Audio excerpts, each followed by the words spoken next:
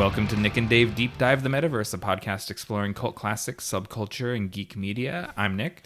And I'm Dave. And we will be your tour guides for this deep dive of Black Sabbath 1970 seminal proto-stoner doom metal album, Paranoid. This album is huge, so I'm really excited for this episode. When I was doing my research on this album, I was actually surprised that it wasn't bigger than it is, because in my life and in my pantheon, it kind of reigns, you know, as one of those old albums that influenced everything that I'm into. Yeah, this was, I think, the third or fourth album I've ever bought. It's never left my top 5 albums of all time. I've always kind of like, this is just went in on top when I only had 5 tapes and has stayed there. I wore out the tape, bought it on CD, and then I bought it again on vinyl since then. Yeah, I had this on CD, and then I went into digital, you know, podcast or iPod, hold it, whatever. Yeah. And now, of course, phones. So, yeah, I've always had this, and I've always really loved this album. I was surprised. I was actually looking like, you know, greatest selling albums of all time, like, and all of that. And I was expecting to see this up there with Metallica's Black Album, but it wasn't in there. I couldn't find it. I had to keep scrolling, and it's only sold. I say only. It's only sold about 5 million copies, which is crazy to me. Wow. Yeah. I thought it would be, you know, over 20 million, maybe 30 million. But yeah, about 5 million copies. That's really interesting. Yeah. And I think part of that is because when it originally came out, it was, a lot of critics in Britain didn't love it. Yeah. They kind of panned it. It didn't get a ton of radio play, but it still rose up in the charts in the United States. Yeah. And so then people had to start paying attention to it, and it started getting more play and whatnot. And so it was more like a grower than a shower. A grower than a shower, for sure. Well, I mean, if you compare it to the Black Album, which that's our only other album deep dive we've done, so we will a lot. Yeah, we did a Led Zeppelin episode, but it wasn't really an album. Yeah, that was like of their whole career. But it only has 2 singles on it, where virtually everything on the Black Album got released as at least a radio single at some point. Yeah, I think it was kind of a different time. I read an interview with Iommi where he said that after they released the first single, it got a ton more play, and when they played some shows, there were people actually dancing in the audience, and there was nobody that would dance before that. And so he said he specifically did not want to release a lot of singles because he didn't want those types of people to get into the music. He wanted the original people who got into it, the ones that would stand there and bob their head. What we would now call metalheads. He wanted the metalheads. He didn't want the posers that just heard about it from a single. That is pretty funny. It's all these things, you know, these sort of subculture genres.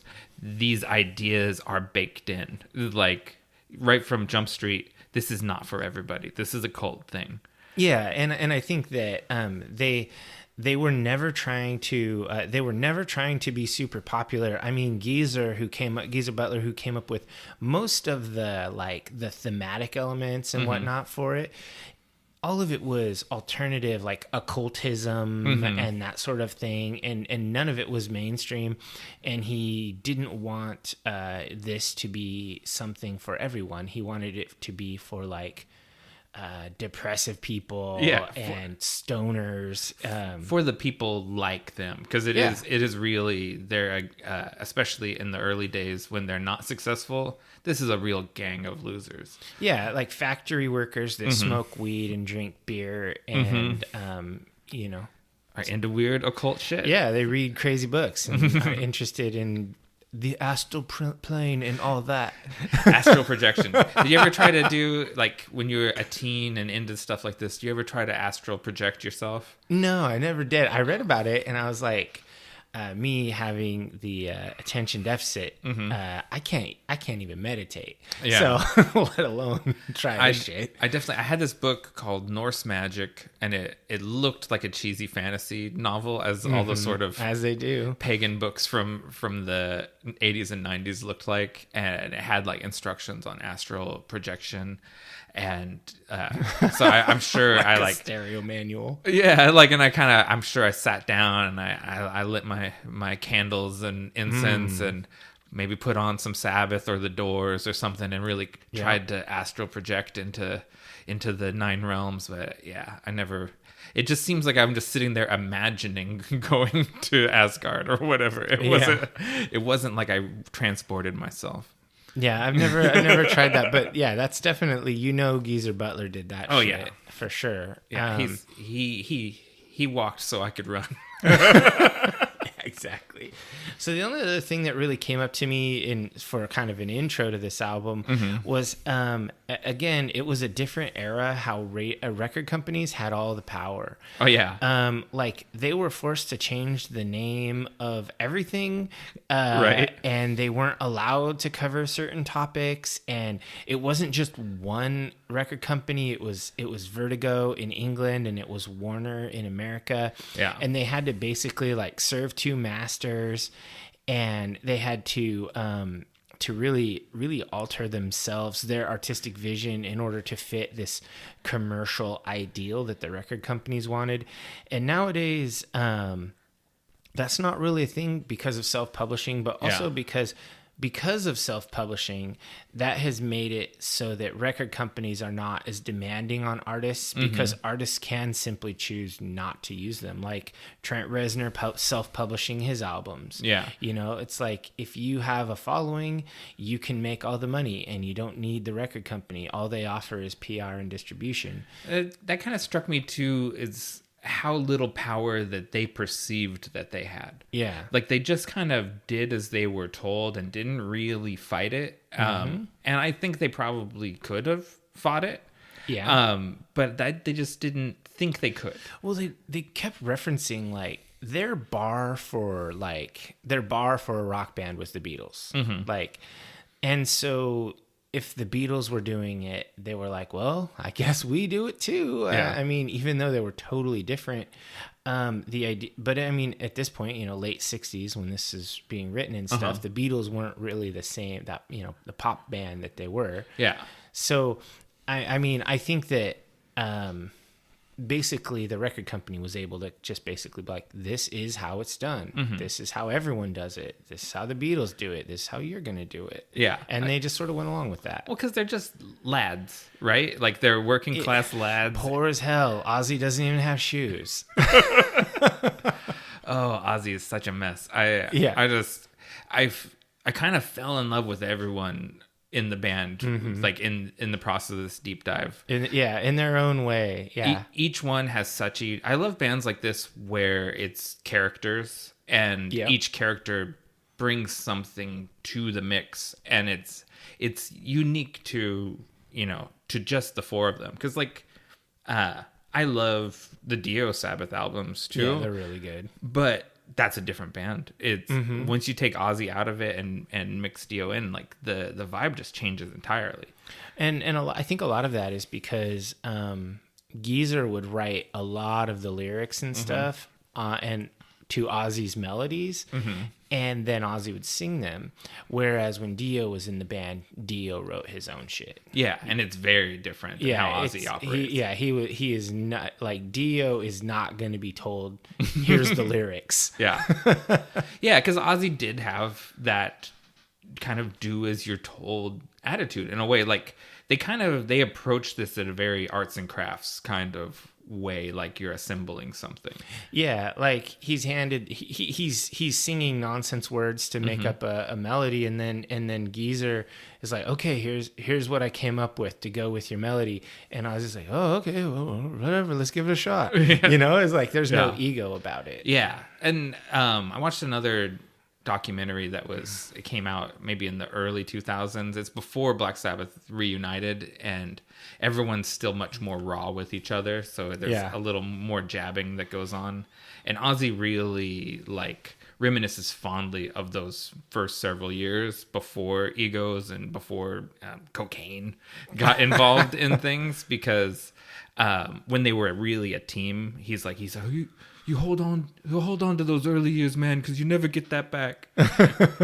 So it's, this is when they're at their peak. Yeah, this is kind of golden age Black Sabbath. Do you know the term imperial phase? An artist's imperial phase? No, I haven't heard that before. Okay, so this is something, it came from, I think the singer from the Pet Shop Boys coined the term. And basically an artist's imperial phase is the point where they're at the peak of their creativity and they're doing the work that will define their career forever. Okay. And when you pass out of your imperial phase, you might still be making good things, but it's never going to live up to what you did in the imperial phase. Okay, yeah, I mean that makes sense. Like the Ghost in the Shell guy, who went on to make like porn for himself, lame stuff in the afterwards. Yeah, I can definitely see how this is true. Like I think like Metallica's imperial phase is Master of Puppets.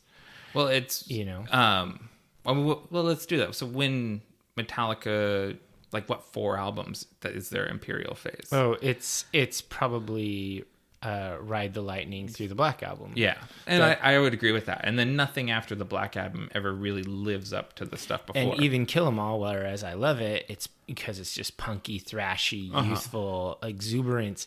It doesn't stand up to the other albums. Yeah, I would say that. It doesn't sound like Metallica yet. It sounds like a band that's going to become Metallica. Sounds like their demo tape. Yeah.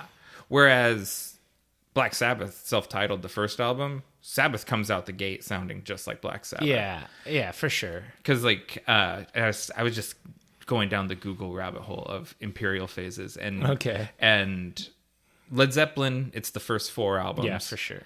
Sabbath, people are a little iffy if it's the first 4 or the first 6. Oh. Yeah. So whether or no one thinks that Technical Ecstasy and Never Say Die make it into the imperial phase, but people make a case for Sabotage and Sabbath, Bloody Sabbath. Why has it got to be 4 albums? I mean, do you really think... It doesn't have to be 4. It could be 6. But, I mean, could it be 2? I mean, could it be... say the Jimi Hendrix Experience just only did 3 albums. Yeah. So Hendrix only had an imperial phase, and then he died. Well, yeah, I think if an artist dies young, then that's probably going to... I mean, the whole concept of imperial phase is moot because there is no lesser output afterwards. Yeah, do you ever feel thankful about that? That's dark. It's dark, but I always think about the Carlos Santana albums of the late 90s sucked. And be thankful that Jimi Hendrix never had a late 90s revival where he did old man rock. I always think it's kind of good you're not here. You know, sometimes I do like it when a band ends and doesn't try to come back. Like that's like I've watched some documentaries from Led Zeppelin, and they often will talk about that. They're like, "We did it. Yeah, it was there, and it was excellent, and it was the time of our lives. But we're done with that, and we can never do it again." Yeah, they're very protective of their legacy and not sullying it. I think that's really cool. Yeah, and I wish that there were a lot more bands that would do that because they end up putting out Lulu. Yeah, but who's Lulu look bad on? Lou Reed or on Metallica? Lou Reed. It really does look bad on Lou Reed. Yeah. But then there's the other side. Since we're talking Sabbath, Sabbath came back and did 13, and that's a pretty good record. Yeah, but also I would say that, so that's a pretty good record, but I would say that the sullying of the legacy are those lame middle year Ozzy albums. That's like Ozzy being just hot garbage. You don't like the mid-period Ozzy? Ugh. The glam Ozzy with the teased up hair where he looks like your aunt who who's trying to be hip. Yeah, but Crazy Train comes out of that time period. That's a banger. I mean, but there's a few songs that really come out of there because Ozzy would bring in these hotshot guitarists and ring them out for their creativity, and then switch to a new one. And so I don't really I mean, he's like a creative vampire during those eras. For like Jakey Lee and Randy Rhoads and all those guys. Zach Wilde. Lemmy wrote a lot of Ozzy's big songs. Yeah. So, I mean, I don't know. We're really off on a tangent. We should roll for initiative. Let's roll for initiative. Ooh, 16. It's you. I got it too. All right. So I got a few things to talk about. Let's start with a little bit of news. Okay. For the nerds out there. Microsoft bought Activision Blizzard for $68 million. So now we're going to have, World of Warcraft and StarCraft and Diablo and all those properties owned by Microsoft. The CEO for Activision Blizzard is out, and they're going to be run by Microsoft Game Studio. And so this isn't just we now own you and we're gonna make the profits from your labors. It's we bought you and now we're absorbing you. You now are part of Microsoft. That's probably good for Blizzard because they had some culture problems there. Within the last 5 years, there have been some terrible culture problems and terrible abusive scenarios. But as far as things go, that was mostly just like executive people, not the creatives. Like, right. I mean, once you put an MBA in charge of a bunch of creative people, he's going to be an abusive prick because that's who's attracted to getting an MBA. Yeah. Sorry, divers, if you have an MBA, but you're probably a prick. I agree with that. But see, that's why it's good that they cut the head off the snake and put their own head on it. They're not better. Are they? Well, no, you're right. You're right. It's actually, Microsoft. You're right. Everyone cheers when they cut the head off the snake, and then the new cyber snake shows up. Like, oh shit, it has a metal neck. We can't cut its head off. Yeah, bummer. What do you think this means though? Like, what are we going to get? What's the good and bad that we'll get out of this? Well, they did say Microsoft said that they reviewed Blizzard's basically their 10-year plan for their release cycle and all of that, and they're really excited for it. Yeah. So I think that's going to mean that there's going to be a lot of that stuff is going to be pushed through, whether it's ready or not, ramrodded. There's going to probably be a forever perpetual milking of old properties. Yeah. But that was already happening. I don't think it's going to change a lot for the end user, but I just think that, I mean, it's not like Blizzard was really like a small time game studio. Yeah. It was just, it was its own thing. Like, Blizzard properties are very cool. I always like them. Kind of like Bethesda, I like all Bethesda's properties. Which Microsoft also bought. Yeah. I just kind of feel like this sucks for gaming. It does, because I was kind of done with Microsoft. I signed up for Team PlayStation and I wasn't going to go with Xbox, but I do want those Bethesda games. I want new Fallout and I want new... Are those Microsoft only, no PlayStation? Yeah, new Elder Scrolls. Yeah, but Elder Scrolls, they've been milking Skyrim for a decade. They're never going to put out... I mean, they will, but when? I know. I hate that shit. I hate when a game I love and I want a new one to come out and they just do online add-ons to it forever, and I'm just not interested. It's like, I've already played this and I don't want to put in 50 hours in the same game to do a little more content. Yeah. All right, so let's move on. I got a couple more things. Picard season 2 trailer came out and today. I haven't watched it yet. It looks dope. The new series, or the new season, is going to be out March 3rd. So if you haven't watched season 1 of Picard, it's very bingeable. It's very good, and it's you have over a month to do it, so that's good. Rings of Power teaser came out, and it's pretty. I mean, it's just they were literally announcing the name of the show, the new Lord of the Rings show. It wasn't anything more than that, but it's cool because it kind of has the, it shows like the forging of these metal things and whatnot. And then it shows you the title Rings of Power and Steel or whatnot. And it was almost a little disappointing because it almost looked like shitty CG or whatever. But when you watch, they have like on the Amazon thing, you can watch the making of the teaser. Like that's a thing people do. Yeah. But it turns out they actually did have those things cast in steel. That's real footage of molten metal going through channels and stuff. And I thought that was dope. Mm-hmm. I mean, I'll watch this. It's probably not going to be amazing, but I'm going to watch it. Yeah, I need to temper my expectations because three movies of The Hobbit kind of killed it. Yeah, that's like true. Like bird shit, Radagast. Come on.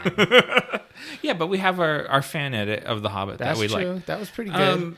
I'm into this. I was underwhelmed by Wheel of Time, and that kind of like made me a little more trepidatious than I was previously. But I think this is a fertile part of the Lord of the Rings mythology to work in. Yeah, I mean, once you own the rights, there's a lot you can do, you know? And it's if you wanted to make a Tolkien Game of Thrones kind of thing, this is the time period to set it in. For sure.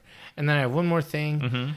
The Legend of Vox Machina comes out January 28th. So when this episode drops, it will have been out for a couple of days. Nice. So it's the Critical Role Dungeons & Dragons cartoon.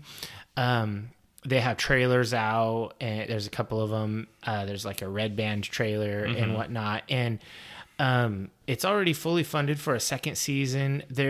It almost kind of burns me that critics already have access to the first two episodes, and they've been posting reviews. And I've read some of these reviews, and they're clearly people who, one, do not play Dungeons & Dragons. Okay. And two, have never heard of Critical Role.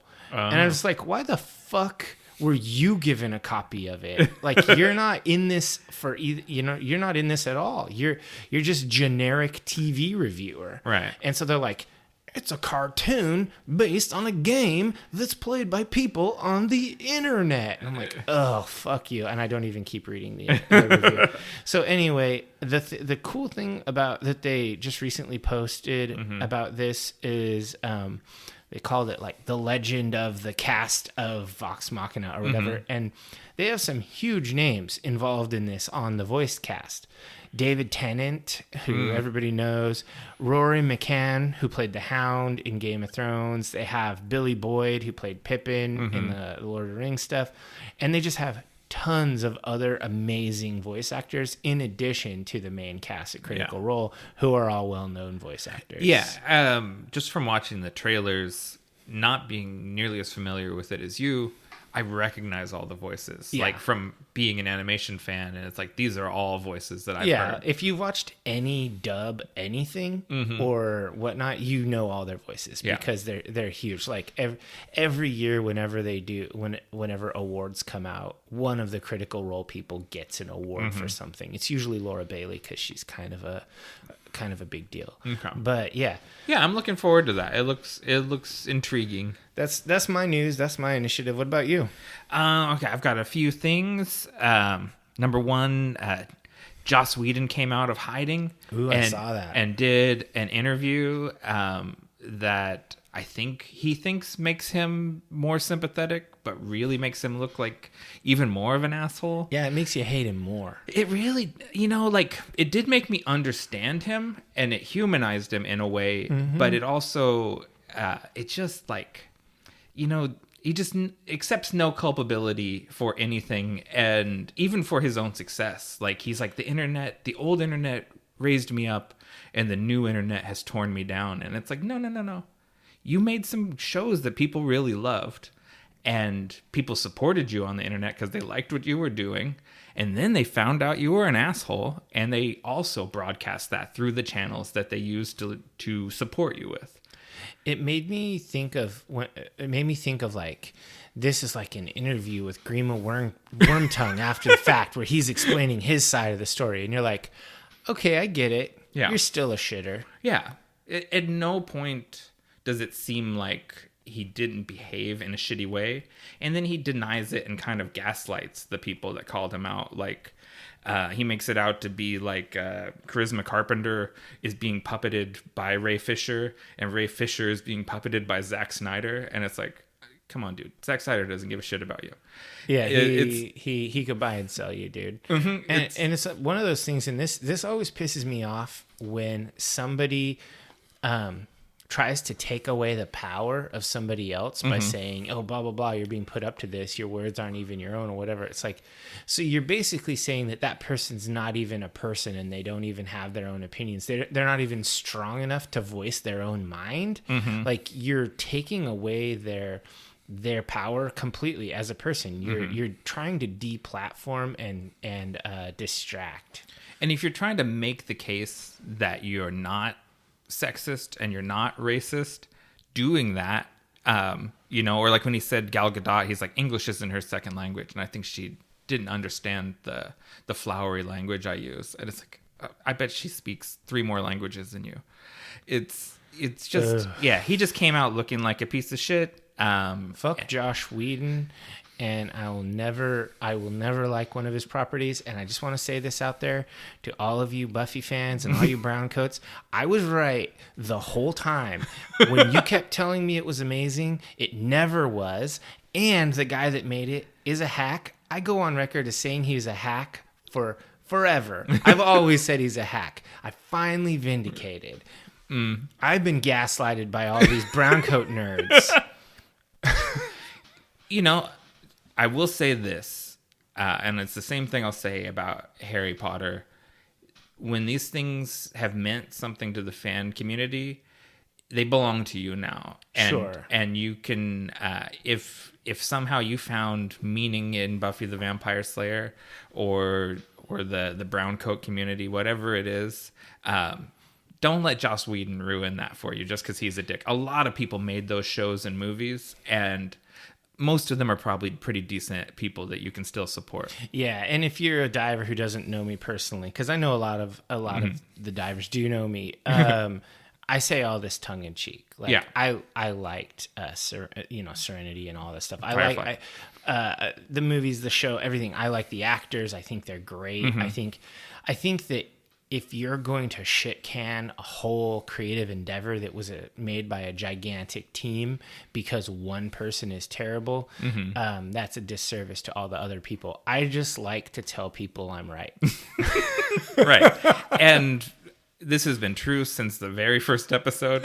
We never miss an opportunity to take a shit on Josh Whedon. Yes. Forever. Never gonna stop. Okay, so just keep it popping. The Moon Knight trailer dropped. I didn't see it. You haven't watched that? No. Okay, so this is starring Oscar Isaac and Ethan Hawke, Mohammed Daib, and the team of Justin Benson and Aaron Moorhead are directing it. And Jeremy Slater is the head writer. It drops on Disney Plus on March 30th.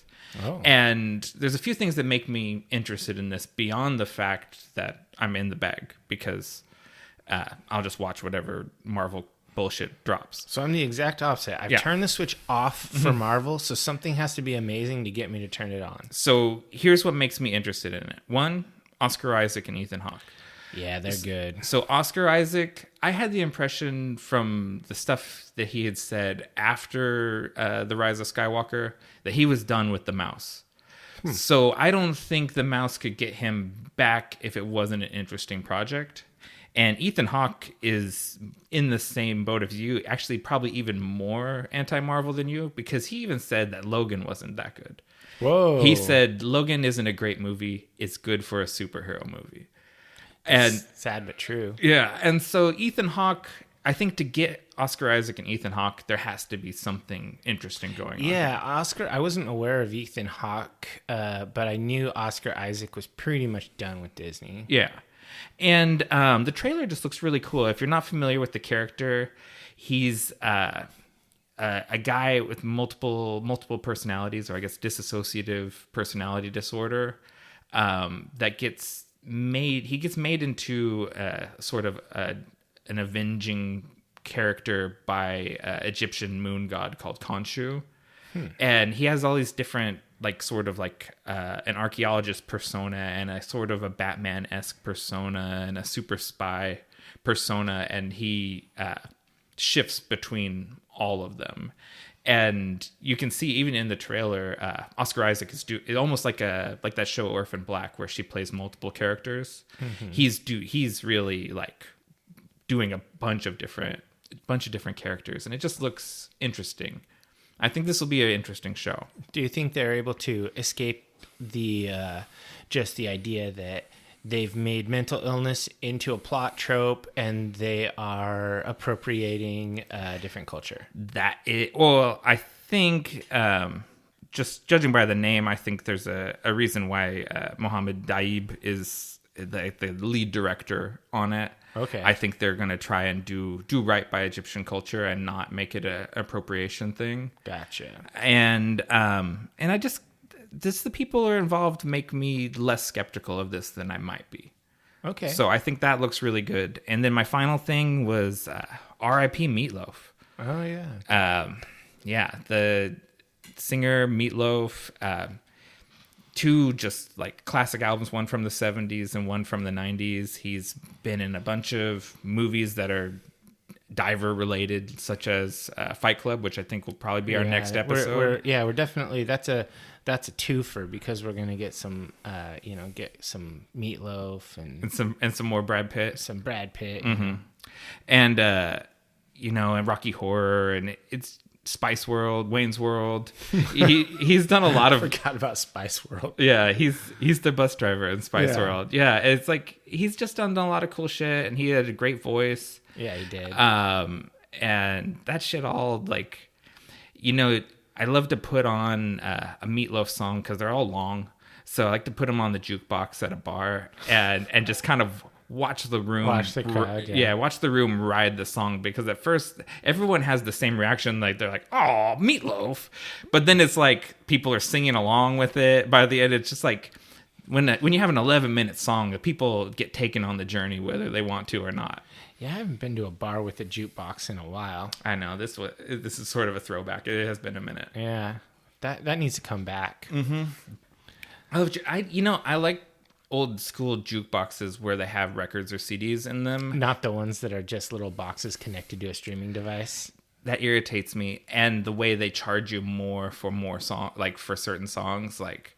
If it's a longer song, you pay more or whatnot. Yeah, I don't like the digital jukeboxes. I like it to actually have media in it. I think one with a CD jukebox is the way to go, because you can get a lot more into it. Yeah. All right. That's all I got. All right. Let's go ahead and take a break, come back, and deep dive this album.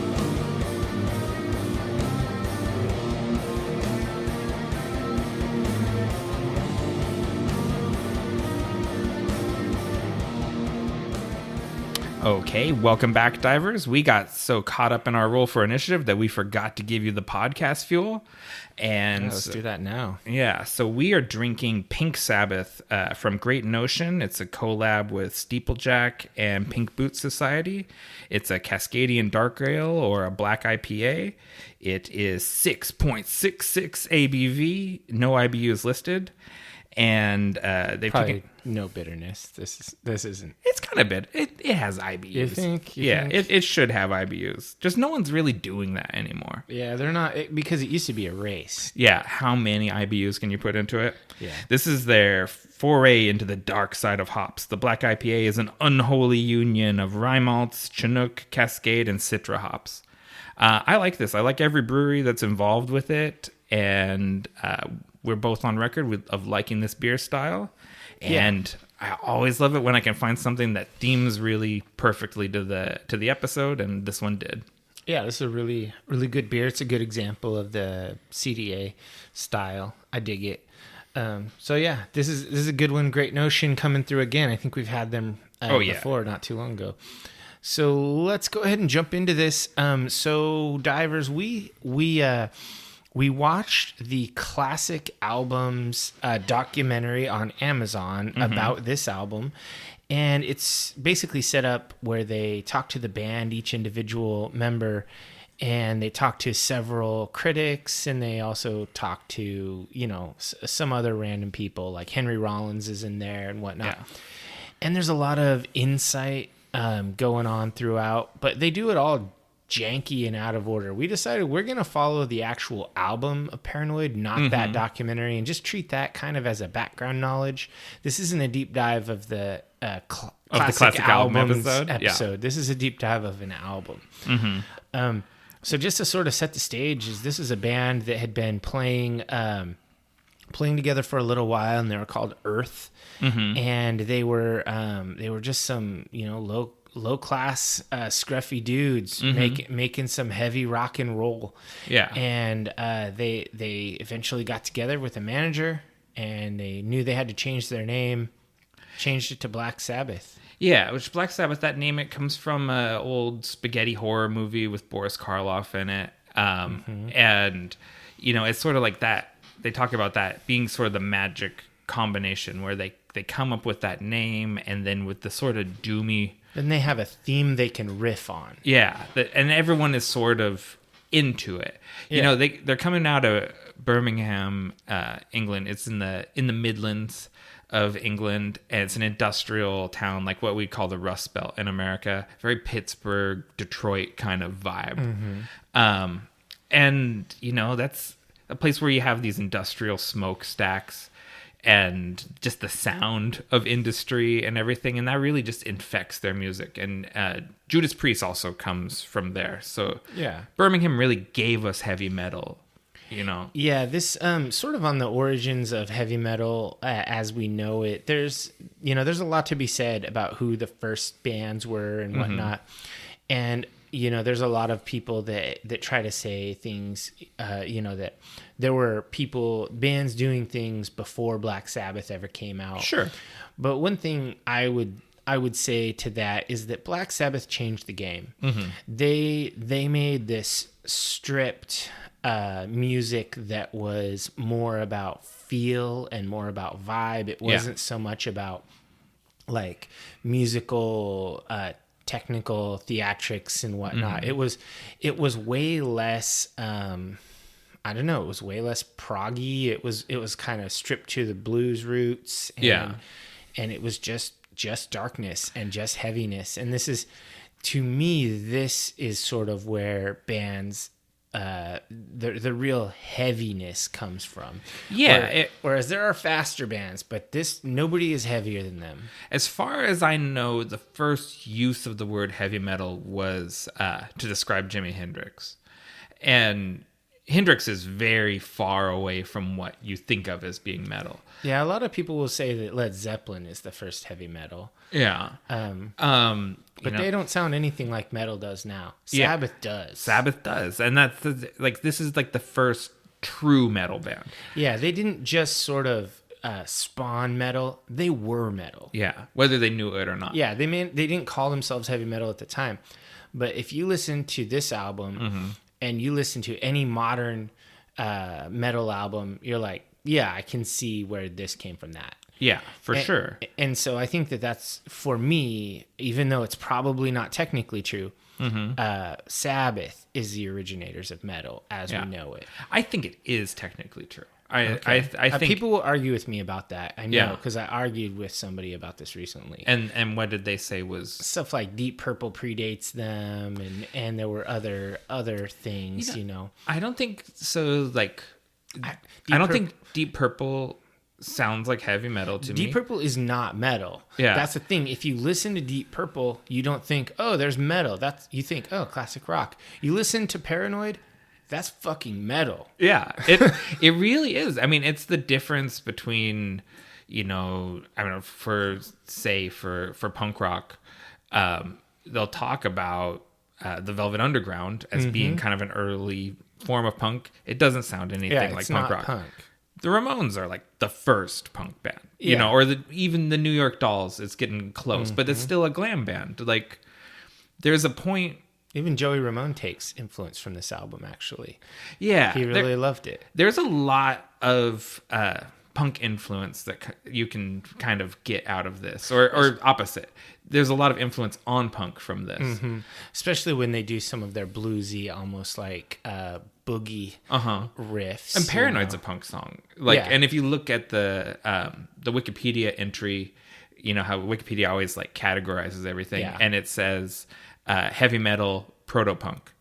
For sure. And it's like... it's kind of like Venom. Yeah. Oh, yeah. Venom's a lot. Influenced punk a lot. Yeah. It was something... Because I just recently... We should do one of these on black metal. Oh, on the Venom album? Yeah. Ooh, that'd be fun. That'd be really fun. I wonder if the Divers are into that. They don't have a choice. Yeah. Well, they do. They could just not We're listen. not like Black Sabbath. You can't tell us to change the album title or whatever. We'll just do what we want. And if you don't listen, it's like, oh, well, we had fun. Yeah. We weren't making money anyway. But I was going to say, I just recently listened to Steve Jones's memoir from the Sex Pistols. And he specifically lists Black Sabbath as one of those, that was like a revelatory band. When he first heard them, he's like, what the fuck is this? Nothing sounds like this. Yeah, like you remember back when we were youngsters and there were some radio stations in Portland. There was a classic rock station, like KGON, and then there was like a rock station, like 101. Yeah, RIP KUFO, which is now like conservative talk radio. Yeah, lame. But like Sabbath was a band that would be played on either of those stations, and anytime they came on, I would not change it. Yeah, it was just like, yes, it's a turnout. Yeah, so I mean, I'll just continue this thread of talking about how much we love this.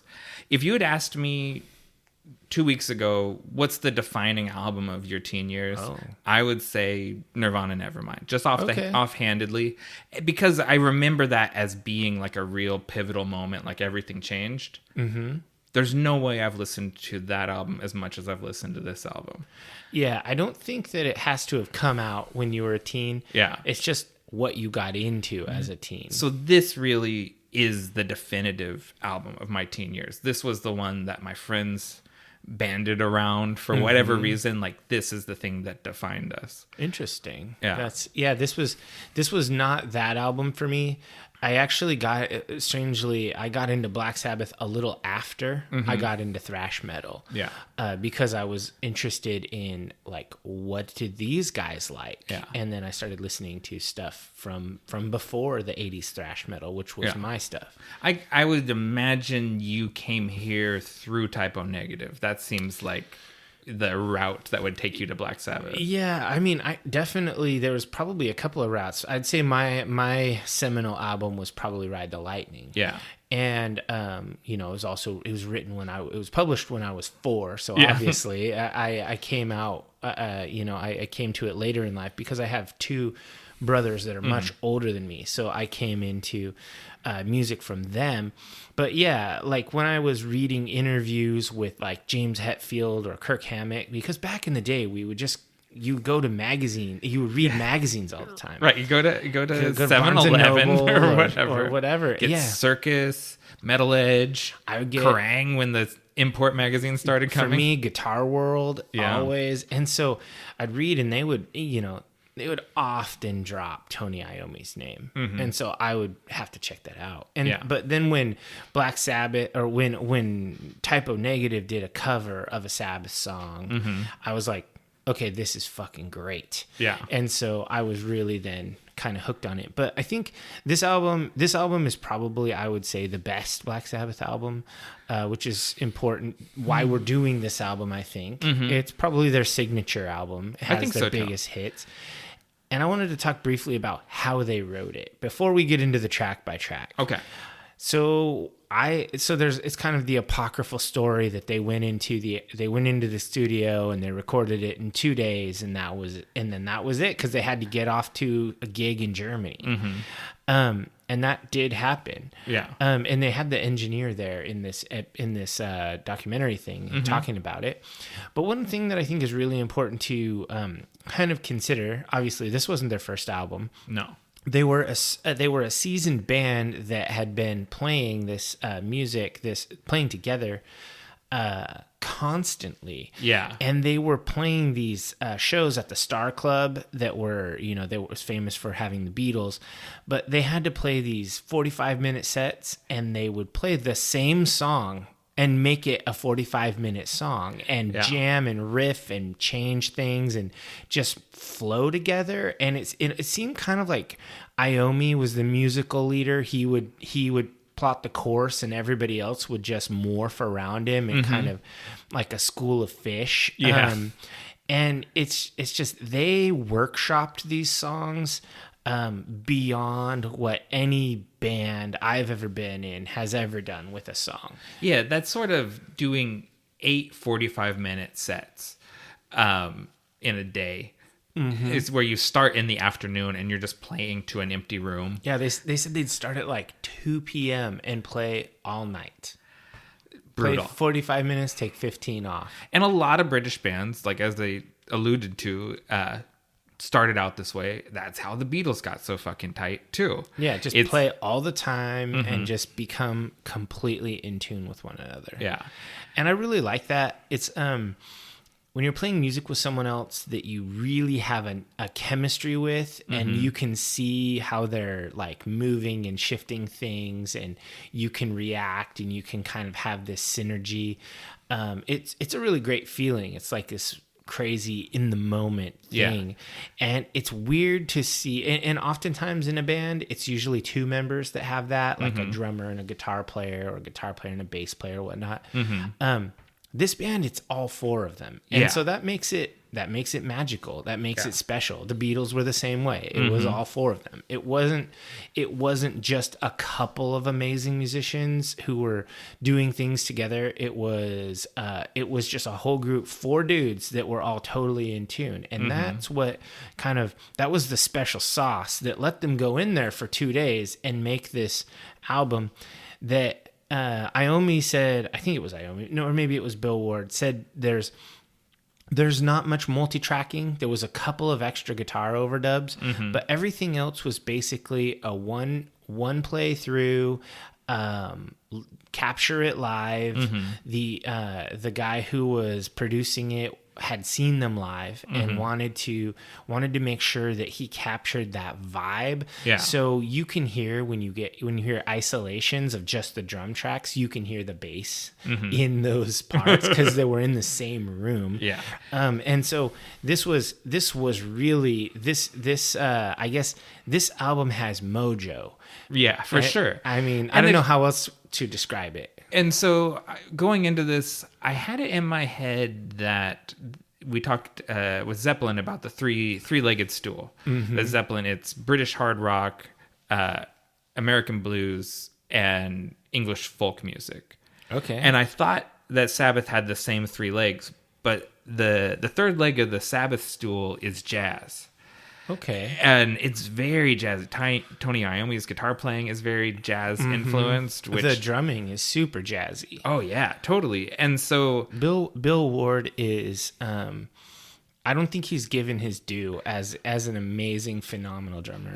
And that's what bummed me out about the final Sabbath reunion tour was Bill Ward was not involved in it. Yeah, they just didn't think he could do it. Yeah, because he'd had a heart attack, and they kind of cut him out like he's not up to this. And he wanted to do it, and the whole thing, it left a bad taste in my mouth. Yeah, I agree. I saw them in 2004, and it was beautiful. Like, it was like they were just like, it was like, they hadn't missed a beat at all. So I just kind of hated that they went out without Bill Ward, because he's such an important part of their sound. I mean, I agree. So basically, I just wanted to talk a little bit about that. How this album, it was recorded in 2 days. But it was not rushed. Yeah. This was like, they could play these songs off the cuff as easy as, you do the opening key sequence to unlock your cell phone. It's just something that is, it's like muscle memory. It was road tested, stage tested, and heavily workshopped before they went in there for their two 12-hour sessions, 10 to 10. Yeah, I mean, and it sounds fucking awesome. So maybe we should just sort of get into these tracks a little bit. Sure. Do you want to? Do we want to play a little bit of War Pigs? Yeah, maybe play that opening because it's pretty iconic. It's how the album starts off, and it kind of starts off with a punch. Yeah. Okay. I'm good with the opening.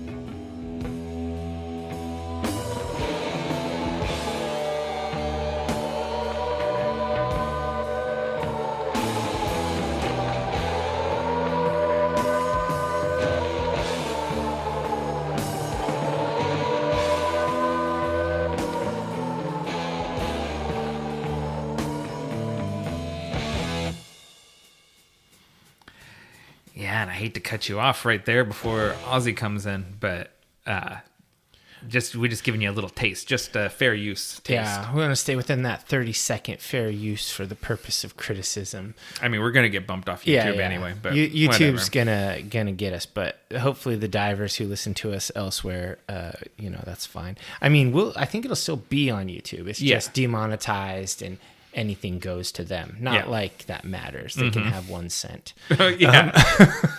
So I love how this starts off with like a slow kind of plodding intro, and then it's like that part, that dun, that's where it feels like the song begins. It's like the first part sets the mood with those air raid sirens. Yeah, and I was just thinking the air raid siren, how evocative, even in 1969, that's still very evocative in England, where they, they're not old enough. The members of Sabbath aren't old enough to have really probably remember World War II, if only vaguely. But, their parents went through that, through the Blitz, and went through air raids and German bombings and all that stuff. And it left a psychic impression on England. Yeah, this song was one of those ones where it was this. So this was supposed to be called something else, Walpurgis. Yeah, which is like the Night of Witches or whatnot. Mm-hmm. This was part of the Black Sabbath theme. This was one of those early songs where Geezer was like, "All right, I'm leaning into this satanic stuff and evil and witchcraft and all of this." But it's interesting because it's never pro Satan, no, right? And the underlying theme of it is this idea that the real Satanists are the warmongers. Yeah, basically like the big money war hawks. Those guys are the ultimate evil. Yeah, and that's pretty cool. And so that's what the Walpurgis. It's generals gathered in their masses, just like witches at black masses. It's an English teacher would tell you not to rhyme masses with masses, but it's still, it works. It still works. It's a song, it's okay. Yeah. And repetition flows. I think listening to this at 16 years old, like this is fairly revelatory because it's calling the powers that be into question and stuff. We're jaded and we just assume that politicians and big money interests are warmongers, but when you're a kid, you kind of think you might have other ideas about how the world works, and Sabbath takes the blinders off. Yeah, for sure. And it's funny how basically Geezer was like, I wanted to call it Walpurgis, but they thought that was sounded too evil, so I was like, how about War Pigs? Basically, like, I'm just going to call it exactly what it is rather than being cheeky and clever and masking it. I'm just going to be blatant. And they're like, oh, okay, that works. Yeah, it is. And Walpurgis is a Christian holiday. So it is. It's funny. It's one of those Christian holidays that overlays a pagan holiday. Yeah, it's one of those cultural appropriation holidays. Yeah, but the actual... that's Saint Walpurgis, that it's celebrating, and it just seems weird that it was a controversial title at all. It seems like they could have kind of lawyered their way out of that, explaining what it means, but they just gave up the fight. And they wanted to call the album War Pigs, but that was too. They didn't want the U.S. label. Didn't want anything that might be considered criticism of the Vietnam War. Yeah, it's because England is not involved in the Vietnam War, but back at Warner Brothers HQ, they're like, no, that's no good for us. War Pigs, and they're like, we already shot a picture of a guy in a helmet and shield with a sword. We already got, this is the theme, is war, and they're like, something else. Change it. Which is weird because these guys are English, and it doesn't really talk about Vietnam. I mean, it talks about war in general. Not Electric. Hand of Doom calls out Vietnam specifically. Yeah, Hand of Doom is one of those songs I can't wait to get to. But I really like this song. I think it was a great way to open the album. I think it's a strong entry. I love almost 8-minute long song as your opener. It's a big middle finger to the establishment, music establishment. Like, I don't hear a single. No, you don't. Yeah, that's not what we do here. Yeah. And so it right from the start, it introduces, there's two prevailing themes for the whole album, and it's the horrors of war and mental health / addiction. Yes. And those come up again and again throughout the whole album. And it just, right from the start, that's what, they're not sugarcoating anything. They're just giving it to you. Yeah, I think this is one of those songs where, I mean, this one got played to death on the radio. Eventually, but it wasn't a single. No, I mean, eventually. And I think sometimes they even cut out the opening intro and they would just start it right there. From the dun-dun. And it's one of those songs that when you hear it, you're just like, oh, yeah, I remember this Black Sabbath. It's just, it's so classic. It's a pretty good one. I mean, we're going to do what our favorite songs are at the very end. Okay. I think that this one mostly was setting the tone. Yeah. And Ozzy's vocals really kind of come out of the gate charging early on. And something I love about Ozzy's vocals in this is that he doesn't always hold his notes. You can hear his voice waver, and that just... it lends to the raw urgency of the recording, because now you would go through and Pro Tools that and you just do another take, and you double yourself, and drink a glass of lemon tea or whatever with honey, and like try and get your vocal cords more limbered up. But they went with the raw take, and I always appreciate I always prefer the raw take to the cleaned up one. Yeah, that's one of the charms of listening to a live album sometimes, is you hear the realness of it. And that's always one of those things where you hear, like, does this vocal, how strong is this guy's vocal? Is it super, super processed, or is this the real deal? And so this was the real deal. Yeah. And something the Classic Albums episode did was, this was one where they played us some of the isolated tracks, and they played Iommi's guitar, and then they dropped the guitar and just played Geezer's bass. I just am in love with that guy's, that he plays with his fingers. It's not a pick. It's jazzier, and he's all over the place. Just boom, boom, boom, boom, boom, boom, boom. Yeah, I mean, you hear his playing all over Cliff Burton's playing. Oh, yeah. Because he's a fingers guy, too. It's just so good. Like, I really, really like the bass playing in this entire album. Yeah. And when they isolate it, you really hear how good he is, and you hear how active his bass lines are. That's something that Tony Iommi said. It's like, you don't find bass players like him. Yeah. People that play all up and down the neck, they're very active. You hear people who just pluck on the root note. There was in some other Sabbath documentary I watched last night, Iommi talked about, and this is probably in the 90s, he's saying this about how now that he's played with other drummers and bass players, he didn't realize how special Bill and Geezer were until he played with other people, and was like, oh, it's not normal that you can just improvise behind me crazy jazz riffs. You know? Yeah, exactly. I play something weird and you play something awesome. Yeah. Like, it's not everyone can do that. Yeah, it's like, but they just lucked into finding each other as kids, basically. Yeah, and I think part of that is that they kind of, I guess, musically, they grew up together. Yeah. So they kind of evolved their abilities at the same time. All right, so let's go ahead and check out the second song, Paranoid, which is a title track, which was written last, and it was a time filler because the record label needed another short track in order to fill up enough space to make the album the proper length. Yeah, they're like, give us one more, like a 4-minute song that we can use as a single, and they're like, we don't do 4-minute songs. They're like, we need one. Yeah, go ahead. And this one turned out to be like 3 minutes long. Yeah, perfect. So yeah.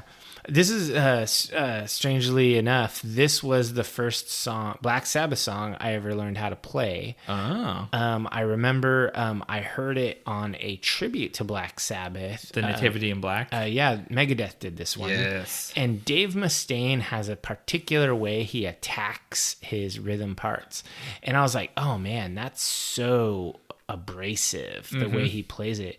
And so I went back and I listened to the original, which is quite a bit smoother in the way it's played, and I was like, I could learn that. Yeah. And so I bought a a tab book for this album actually, and I started learning this song. And so this was early Dave. I had just transitioned from being a bass player to wanting to be a guitar player, and Paranoid's a pretty easy song. It's kind of a punky song. It's very punk rock, yeah. And so for a person who wasn't very good at guitar, learning to play Iommi's rhythm lines was I wouldn't say it was super challenging, but it definitely was prepping me to be a metal guitar player, to play fast and to do things with my other fingers while holding the root note with my index finger. So it's very interesting how this kind of started out. It's that perfect level of difficulty that where you're reaching just a little bit, but it is within reach. Yeah, that's called the zone of proximal development. Okay. That's exactly where I was at. Perfect. All right, let's listen to a little Paranoid. Yeah.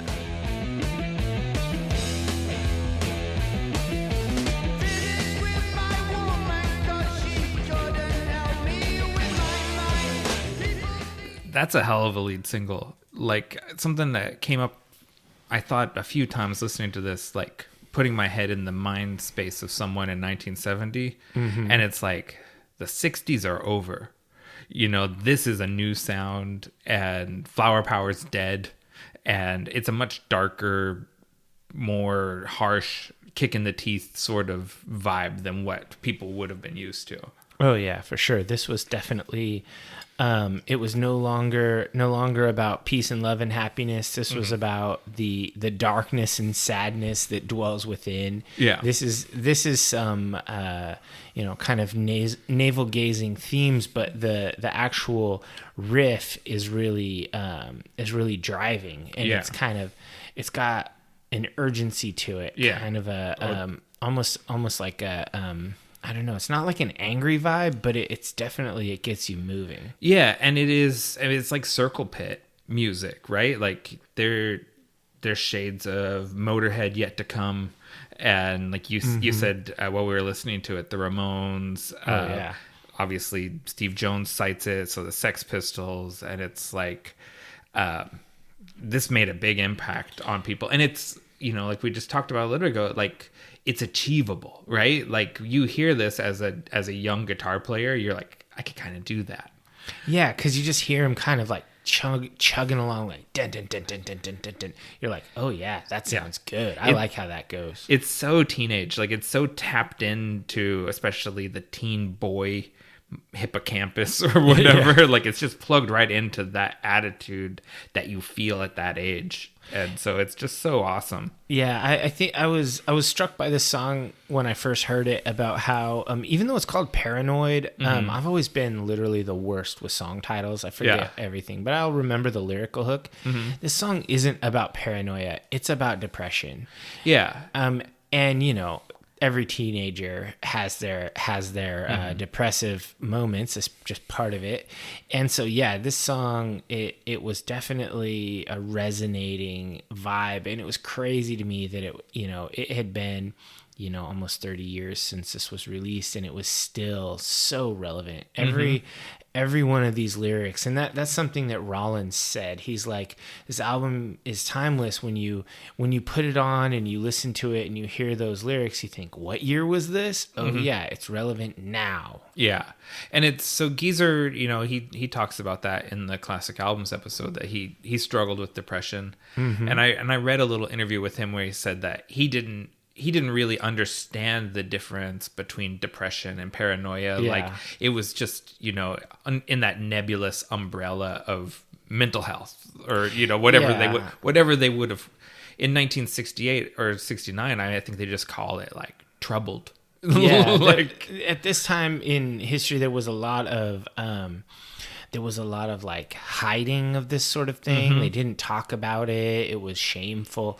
Whereas in the modern day, it's pretty normal to understand that, people need to seek mental health care and that sort of thing. How it's an important part of your overall well-being is your mental health. And so this was something Geezer had no idea of. So the name Paranoia or Paranoid was, just what he called it. And, it makes a cool album name. I mean, I don't know if this would have been better called like Depression. Yeah, I don't think Depression sounds as good as a title for a song. Or an album. Or an album, for sure. And I think it's interesting. I see on Discogs, you see this single, and it was backed with The Wizard, which was a track off of the first album, because this came out before the album did. Yeah. Like, this is the sort of like call to arms before you even get this album, Paranoid. Yeah, and so people are hearing this and they're like, oh my God, Sabbath is playing fast. Yeah. They're really going for the throat. And like, this is the fastest song. Oh yeah, for sure. And you talked about his lyrics a little bit. It's a little on the nose, I guess, but the say a joke and I will sigh and you will laugh and I will cry. I mean, that could be a Smith's lyric. Oh yeah, because it's very much just about that teenage, like, not relating to your peers. It's like, it's that, I don't even find that shit funny. Yeah. It's like, how can you laugh when Vietnam is happening, man? Exactly. And that's one of the things about, I guess that's a criticism of some of the lyrics here, are that they're very on the nose. There's not a lot of poetry going on here sometimes, especially if you compare them to like Led Zeppelin or whatnot. It's not, this isn't literature. This is really observational, kind of blue collar stuff. Yeah, it's very working class, and it's very punk rock, like especially this track. I think it's funny how sometimes a band will have one song or sometimes one album that will kind of spawn successors. Paranoid is like a successor for that driving, punky, Motorhead, Venom style of playing guitar. And it's like how Misfits had one hardcore album and then it spawned a whole bunch of hardcore bands. Yeah, so that's there true. are entire bands that base their vibe off this song. Something I thought of, every single track on this album, there's a band named after the song title. Oh, is there? Yeah. Interesting. All of them. The biggest stretch is Fairies Wear Boots, that's actually a Black Sabbath tribute band that's called that. Nice. But every other song a band even took Jack as their the Stripper? Well, Jack the Stripper's an instrumental part on Fairies Wear Boots. Jack the Stripper is a kind of cool band. Kind of a cool name, yeah. It'd be a good, Have you a good punk band name? Or I was thinking like an English rapper. Jack the Stripper really seems like... I could see that. Yeah. I think the coolest name for a band out of all of these might be Electric Funeral or Hand of Doom. Hand of Doom's a little on the nose if you're a Doom band. They must be. Yeah, for sure. So this song has a really killer solo, and it's really short. Yeah, and I wanted to ask you about that solo because it's all analog tricks, and it's got a really cool distortion on it, and I wanted to ask you how you think they achieved that sound. Sure, let's go ahead and take a listen to it, and then we will, because it's a less than 30-second solo. Yeah, and in a 3-minute song, so we can then analyze that after the fact.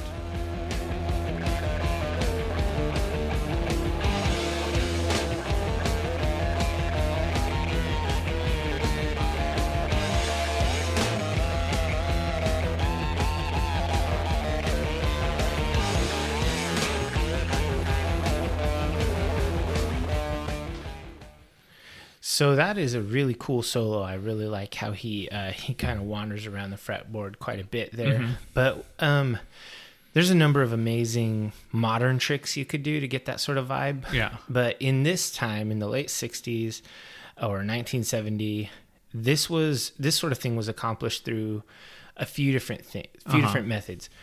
And obviously, I don't know how they did it. I haven't researched this, but I've got a theory. So I want to see if your theory is, or your theory is the same as my theory. So there were effects pedals, were effects units that you could just straight up run a guitar through, a little phaser, a little modulator, a little bit of that sort of thing.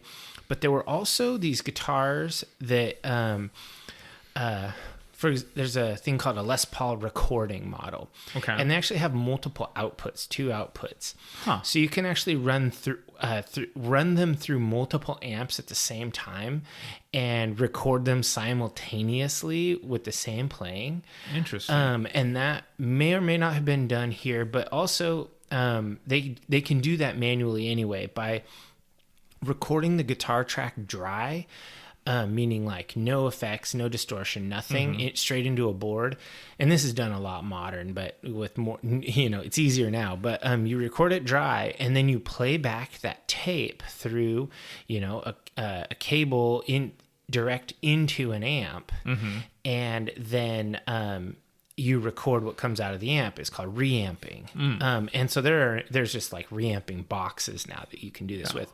So they actually could have used the exact same playing and reamped it more than one time with different amps or different tones, and then play them simultaneously. And because it's the same playing, it's literally the same playing. Yeah.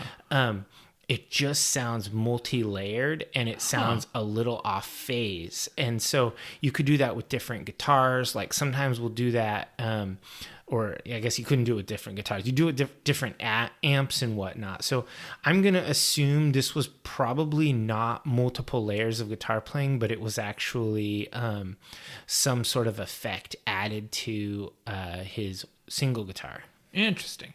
So my theory was more old school than that.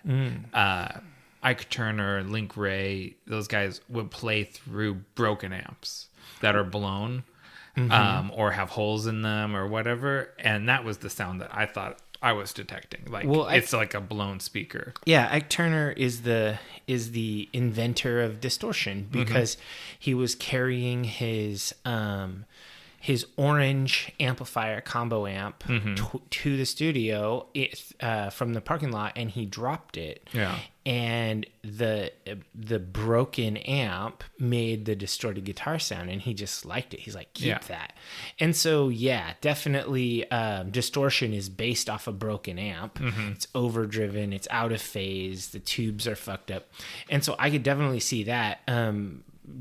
But I mean, at this point, by 1970, you'd already had, lots of people experimenting with high gain overdriven amps and stuff, obviously. And so it's probably like a big muff pedal overdriven with like some sort of phaser on it or something. It's probably actually simpler than we're thinking. Yeah. Because there's only I think 3 guitar tracks there. There's like the lead, a rhythm line that he overdubbed in, and then whatever that distorted version is. And I don't even think that distorted version is different from the lead. I think it's the same one, the same track. Yeah, that actually is kind of plausible, or probably the most plausible. Occam's razor, right? Like it's the simplest explanation and therefore the most likely. Yeah, the Les Paul, the guitar player, was like, he was such an electronic tinkerer. Yeah. He took his early, and this was like in 1952, 1953. Yeah. He took his Les Paul and he literally drilled a hole in the front and added a second output. It had the side output or input, I don't know, a jack, and he'd plug in multiple cables and he would plug them into different amps and mic them simultaneously. And so Les Paul kind of innovated this multiple sound phased vibe. I'm not like a Les Paul music fan, because it's just not my genre, but ultimately he did some crazy shit with guitars that made all of these later guitar heroes made their shit possible. Yeah. And Iommi he's a Gibson dude. Yeah, for sure. Yeah. All right, so let's go ahead and move on to the next track, Planet Caravan. This one is, I don't know, it's one of those ones that I don't think it was probably popular at the time, but it's one of those songs that I think is one of the most, I don't know, underappreciated songs on the album. Yes. I completely agree. It's a space rock jam. It's about traveling the cosmos with your loved one. It's the closest thing to a ballad that they can do. It's just just cruising in space. It's music to get high to. Geezer specifically said, nice and relaxing, good to get stoned to. Yeah. Think about it, like they are really making the blueprint for the stoner doom metal. Oh yeah, thing every here. stoner doom band loves Sabbath. Yeah, and so it's just like it's super spacey. You know, Hawkwind's gonna go on to make a career of just doing these songs. Hawkwind took Planet Caravan and remixed it for several albums. Yeah, and I dig that. I like Hawkwind, by the way. Yeah, me too. And it's very jazzy, very spacey. It's a time traveling song for me. Like I can really like. It's a headphones jam, and I can put my headphones on and be 16 out walking to my friend's house and just listening to this and just being like vibing on it. Yeah. So it's that's like funny. There's certain songs for me that are that way, that are deep cuts, like Trapped Under Ice by Metallica. That's this song for me. Not that they have anything musically in common, but one thing that I loved about watching the documentary on this was how he would lower the sliders and you got to hear Ozzy's isolated vocals during this performance. And his scratch vocal, right? This is with his improvised lyrics. And one thing that a lot of people will criticize this era of Black Sabbath for is Ozzy being the weakest link.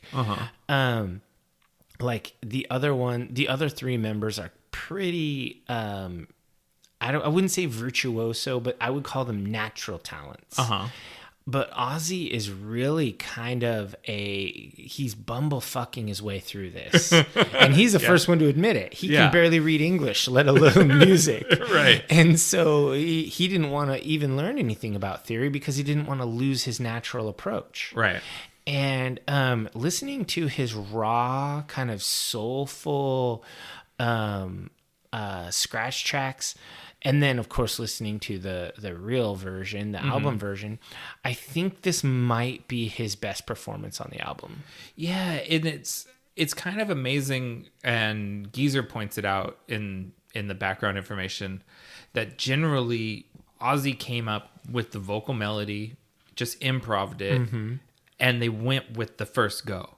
You know, and it's like, and he just would like just be vibing to the song, and he, you know, even though not many of his lyrics make it into the final version, the thematics of it make it in. Yeah, like Geezer will choose like one or two words that Ozzy said, and he'll riff all the lyrics off of that.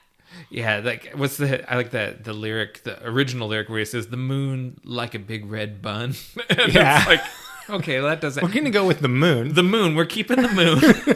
But the moon is really not like a big red bun. That's a weird lyric.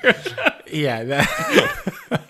So I definitely think this is one of Ozzy's best performances. And it's interesting when you hearing the raw scratch tracks and hearing the actual, I guess, the soul of his voice. Yeah. And then hearing the final produced lyrical part, you can tell that there's some filters on it. It's definitely like he's singing through some water or something. So they recorded him through a Leslie speaker, which is the sort of contraption that's inside of a Hammond organ, and it's a rotating baffle in front of a loudspeaker. That's really cool. Yeah, and so it gives it that sound, that kind choppy, and watery vibe. And it's got a couple different speeds on it, because I think they used the Leslie speaker again for the Iron Man, but at a different speed of the baffle spinning.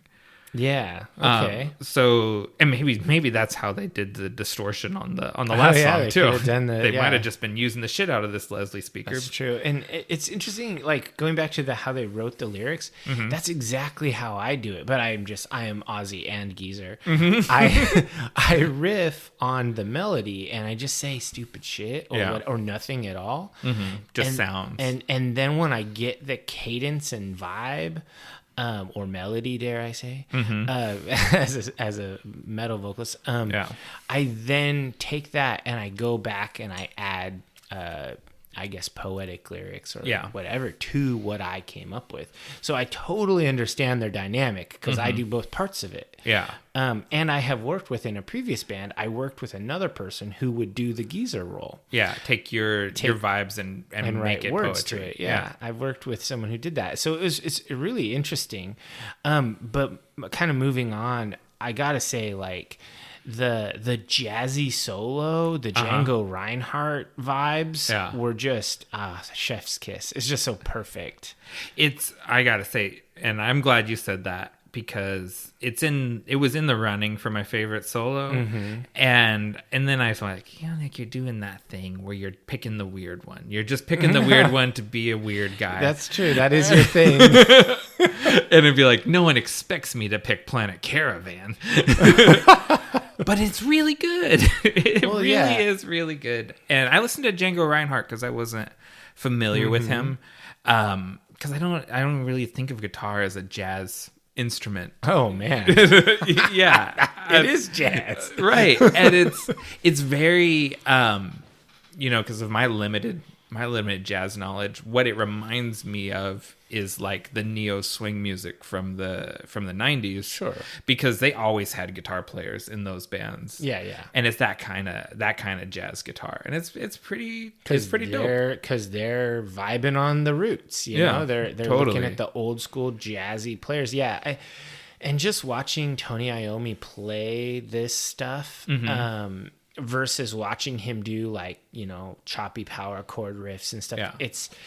It's really cool just to see a master at work. He's so good. He's so, I guess, eloquent in his playing. Yeah. He doesn't need too many notes in order to make the song sound right.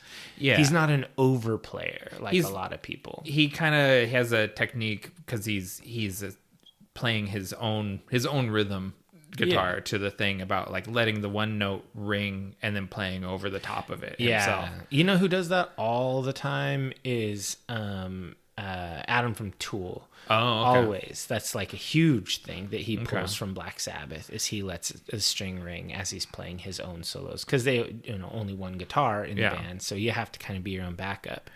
And the reason we mentioned Django Reinhardt being such an influence on him is because Django Reinhardt also chopped off 2 of his fingers in an industrial accident. So these 2 guys that have maimed hands became amazing world-renowned guitar players. Yeah. And I saw in the thing I was watching last night, where Iommi, he talked about how he made his little finger pads that he wears on his fingers. And he said, I took a squeezy bottle and I melted it down and shaped it into a ball. And I took a soldering iron and bored a hole in it. And I put it on my finger. And I sanded it all down and then put a patch of leather on it so it would grip the string. And then that was how he made his little finger nubs. Yeah, because he wears self-made finger prosthetics on the tips of his fingers because he cut them off in an industrial accident. Yeah. It's crazy, like how cool and how innovative that is. Yeah, and it's funny. The National Health Service in England seems like they were no help at all to him. Yeah. Like, he's like, I need prosthetics. And they're like, no, bag it. You're never going to play guitar again. It's like, no, I'm pretty dedicated to playing guitar. I just need things for the ends of my fingers. And like, nope, not covered. Yeah, you're fine. So we haven't played a moment from here. So let's go ahead and listen to his little Django solo. Nice.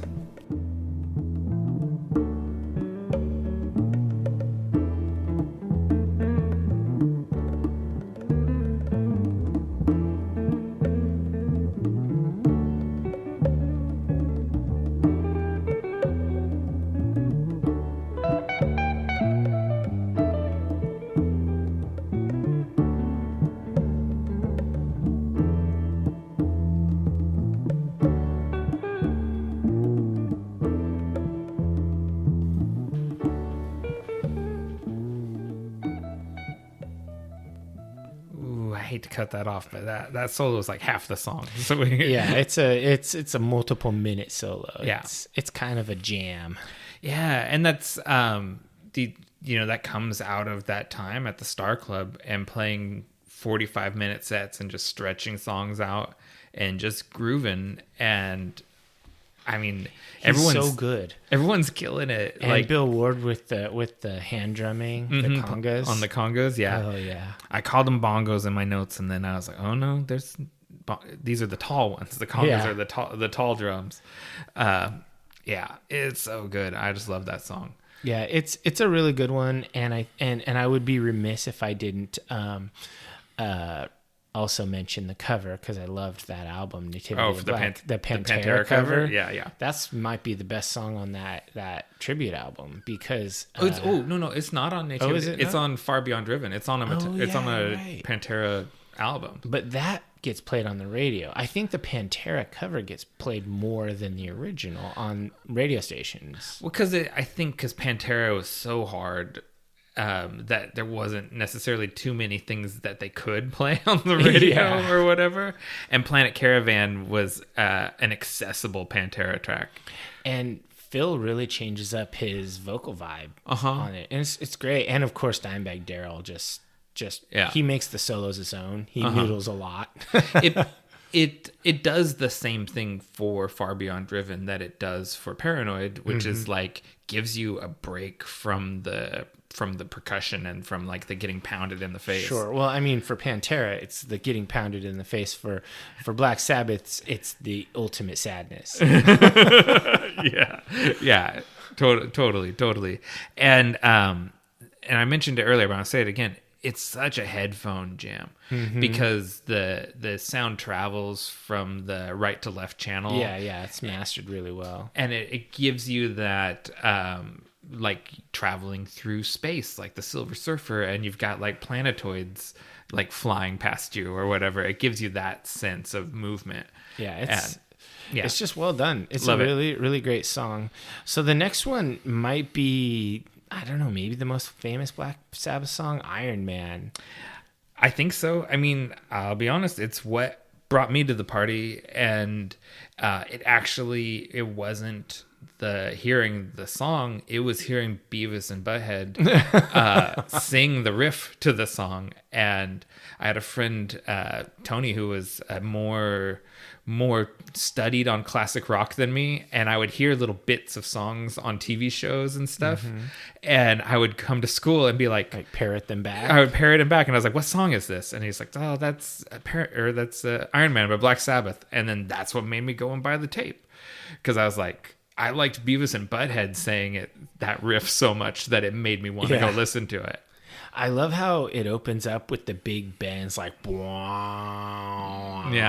those super slinky strings that he uses, and Geezer bends his bass strings so much. It's awesome. Yeah, my Lisa reminded me of this. I hadn't thought about it for a long time, but my childhood best friend died in a car wreck when we were teenagers, and his family played this song at his funeral, and it's the funniest to hear this in like a chapel where everyone's somber and quiet, and you hear that the pastor kind of intros it like, and the family has selected a piece of music that was very meaningful for Jason.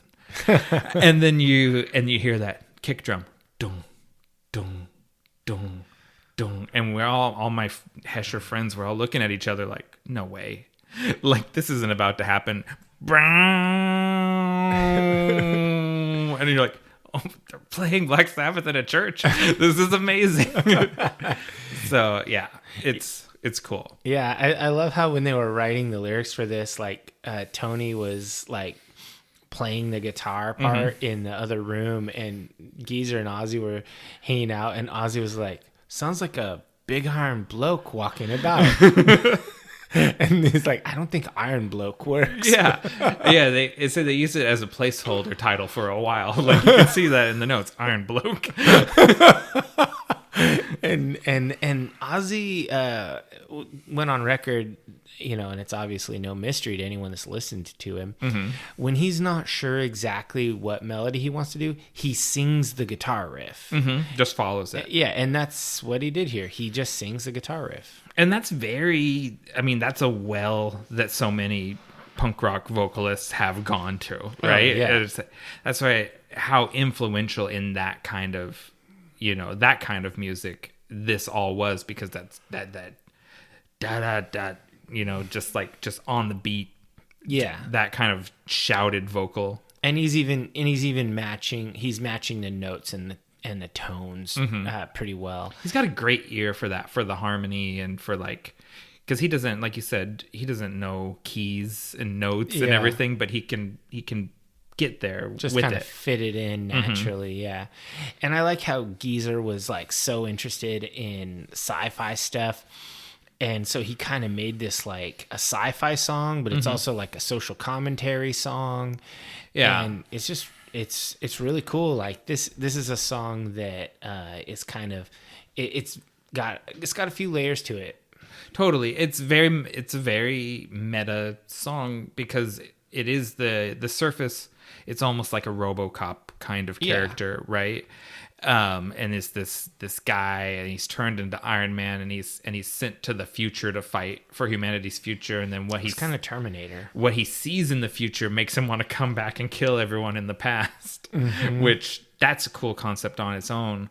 But there's another read on it, or at least I've always had another read on it, that it's all kind of a delusion, and this is like a traumatized veteran.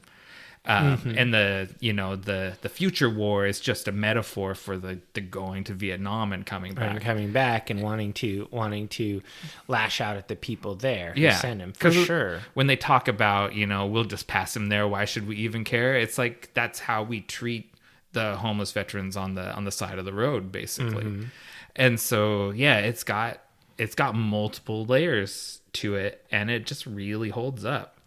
And this was one of those ones, another one where they play the isolated tracks, and it really just kind of highlights how locked in Geezer, Bill, and Tony were. How they were just kind of like a single unit. They were so tight. It's astonishing that they recorded this live. This right. wasn't people doing take after take, locking into a click track. It's crazy how this was done live and not individual. Yeah, and Henry Rollins calls out the bridge at the end of it on the classic albums, and you basically come out of the solo and go into this bridge, and it's like a descending bridge that plays, the riff goes through twice, and then it shifts into an ascending bridge, and then back into the original riff again. And it's just kind of this really cool transition from solo to the bridge to the outro. Yeah, and that part's really rad, and I could sing it for you guys here, but it's better we should just listen to it. We should play it, instead of us going like dan it dan dan. I mean, that might be a fun episode if we just do a cappella versions of all the songs. Oh man, we could do four tracks. And vocally do all of the tracks of the song. Oh man, I guess I'm gonna call Tony and Bill. You could be Geezer and Ozzy. Perfect. That is the perfect arrangement.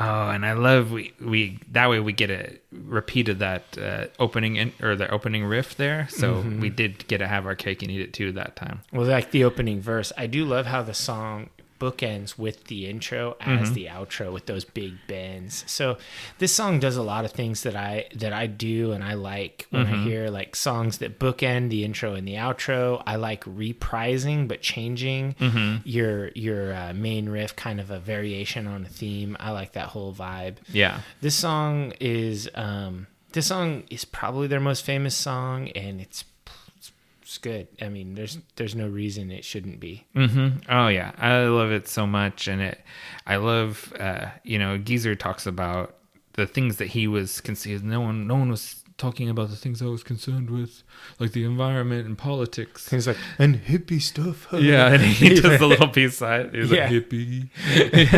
Yeah. I love the Birmingham accent. I find it very charming. Rob Halford has that same accent. And it's just a good song. And this is the closing track of the first side of the LP. Yeah, that was side A. And I guess they really just wanted to put 4 bangers on there. Yeah. War Pigs, Paranoid, Planet Caravan, and Iron Man. So good. That's a jam. If that's just like an EP, it rules. Oh, yeah. It's untouchable. Yeah. Those 4 songs are amazing. And then it moves into a very underrated song, Electric Funeral. I love how this song is really just, it's all about this like war scare, atomic fear. The lyrics are super straightforward. They're not trying to hide the ball. And the guitar, vocals, bass, and all of that are all just locked in. Like Electric Funeral it's like everyone's singing the same song. Yeah, and it's heavy, right? Like, and I mean, thematically heavy. It's nuclear Armageddon. It's like the Holocaust, but it is also jazzy, and it's a bop. Like it's like one of the groovier songs too. Yeah, because they do some big like tempo changes, and they really kind of they do this thing. I always refer to Sabbath like when I'm jamming with my band or whatnot, and I'm like, let's do like a Sabbath, like a hard left turn, like where you change tempos and it's almost like a different song in the same song. Yeah, they do that in this song, and they do it in the next song big time. There's a whole interlude that's like a different song. Yeah, they do it in Planet Caravan. Yeah, like it really there's a lot of these parts where it almost feels like there's different songs kind of stacked together. Because they workshopped them so much, they were able to make those transitions sound smooth and cool. They made it kind of dramatic and not abrupt. Yeah, and a word that comes up a lot when people are describing Sabbath is menace. The menace that's in Ozzy's vocal and the menace in Iommi's guitar playing, and there's really menace in Bill Ward's drums too. This is a menacing song. Yeah, this one is I guess a deeper cut. Like this is something that like Doom fans and other like more like if you see someone with an Electric Funeral shirt, you're like, okay, that person's pretty cool. Like it's one of those more niche songs. Yeah, and that's what you do on side 2. Yeah, because you get a little weird. Because some of the softies are only going to play side 1. They're never going to flip the record over. This is for the real heads. Yeah, this song, I mean, Electric Funeral and Hand of Doom are criminally underrated songs. They could have been side 1 songs. Yeah, I think so. And, I think this is a nice transition from Iron Man, too, because you can almost, if you imagine... This is almost like you're getting to see the future that Iron Man saw that made him so mad that he came back to kill everyone. Yeah, this song is basically about desolation.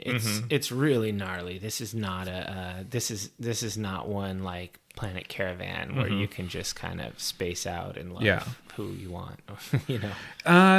I don't know. I don't have a part of this song kind of in mind to play. So why don't let's give it a listen and we'll find a cool cut for you guys. Yeah, I think I want to do one of those parts where it feels like they're all chanting at the same time. Like the guitar, the bass, the vocals, the whole thing. Okay. To me, that kind of that almost mantra of Electric Funeral kind of defines this song. Yeah, and he does like metal vocals there. It's one of the times when he goes Electric Funeral. Yeah, it's kind of dark. I really like that part of this song. So let's check it out. Okay, let's pull that.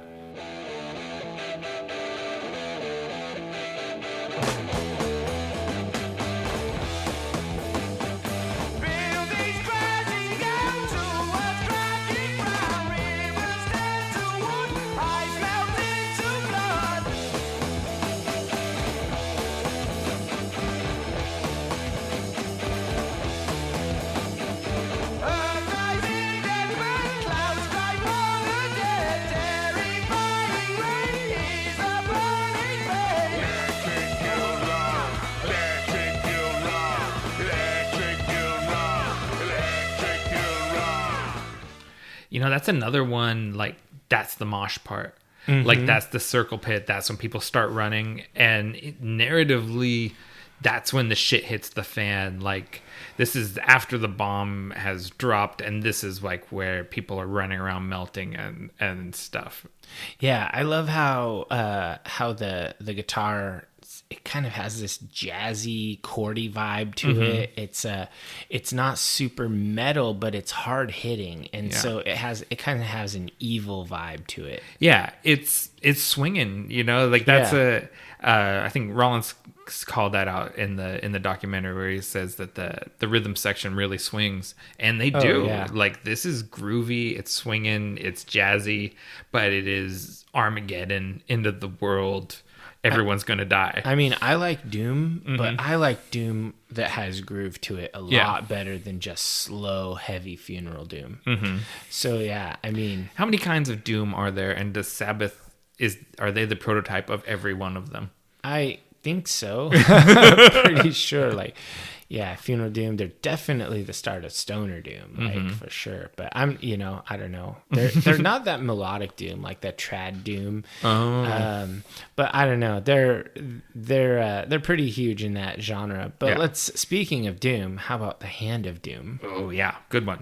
This song, 6 tracks, second track on the second side B, I should say, and it's 7 minutes long, 8 seconds, and this one is criminally underrated. I guess I say that about all of them, but basically this sinister riff kind of like slithers in, and it has this vibe to it.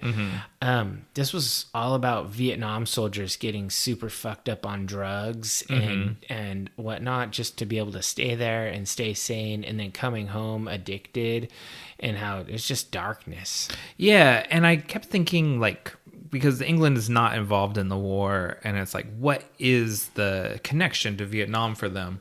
And I think it's Geezer talks about it, how there was on the military bases in Europe, there were these halfway houses, one in England and one in Germany, that they would send the soldiers to reacclimate to civilian life before sending them back home to America. Yeah. And so that gave the Sabbath guys kind of access to these fucked up servicemen who were dealing with that. Especially, all wars are fucked up, but that's an especially fucked up one.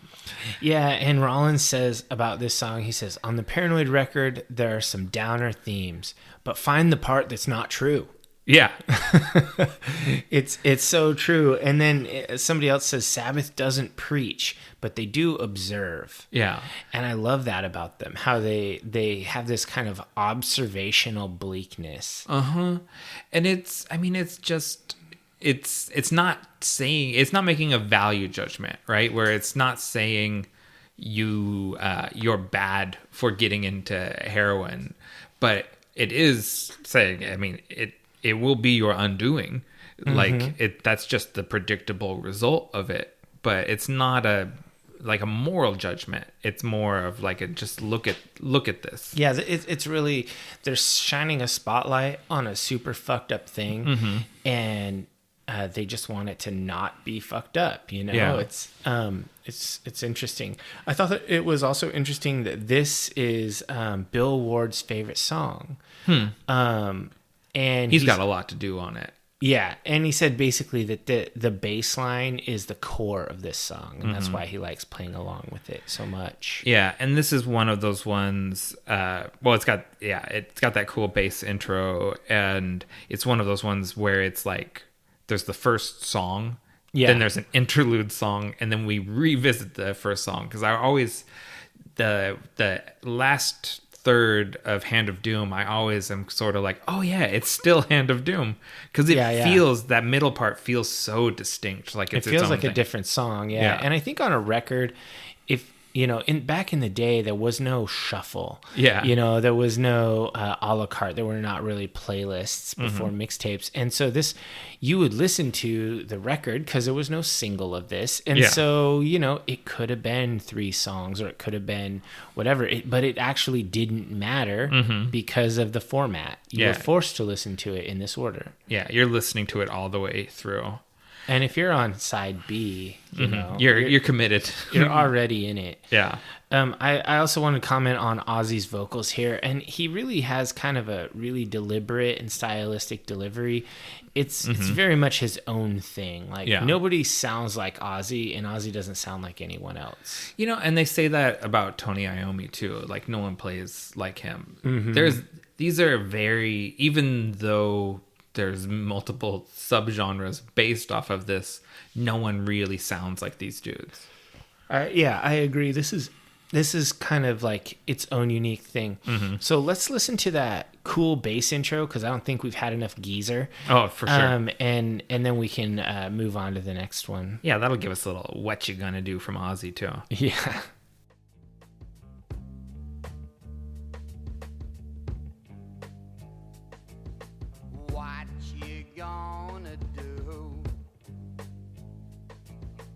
Time's caught up with you. Now you wait your turn. You know there's no return.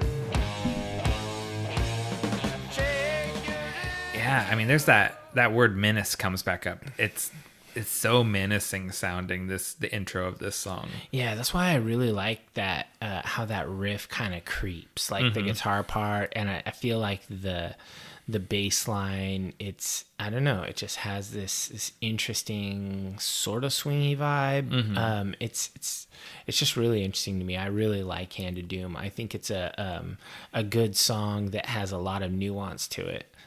We talked about on the last track I guess it was in the run up to this one, that Black Sabbath doesn't judge, but they observe. And you do you almost feel like you're getting walked around a shooting gallery. You know what I mean? Like with you're being let into this dark world of these, heroin addicted vets. Yeah. And you're just like watching them, is sort of like Scrooge with the ghost of Christmas past or whatever. Like it's very, ominous. I don't know how to describe it, but you're being let in on something dark.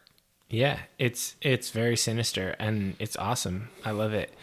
So the next track, number 7, is called Rat Salad, and it's an instrumental track. And it's probably the least played song for me. It's never one of those songs that gets put on playlists or on covers or played on the radio or anything like that. So the only time you hear Rat Salad is when you're listening to this whole album front to back, because it's the second to last song. Yeah, and they don't even really cover it. They don't talk about it in the classic albums, because it's one of those jams. So this is the product of letting Bill Ward essentially lead the jam for 45 minutes.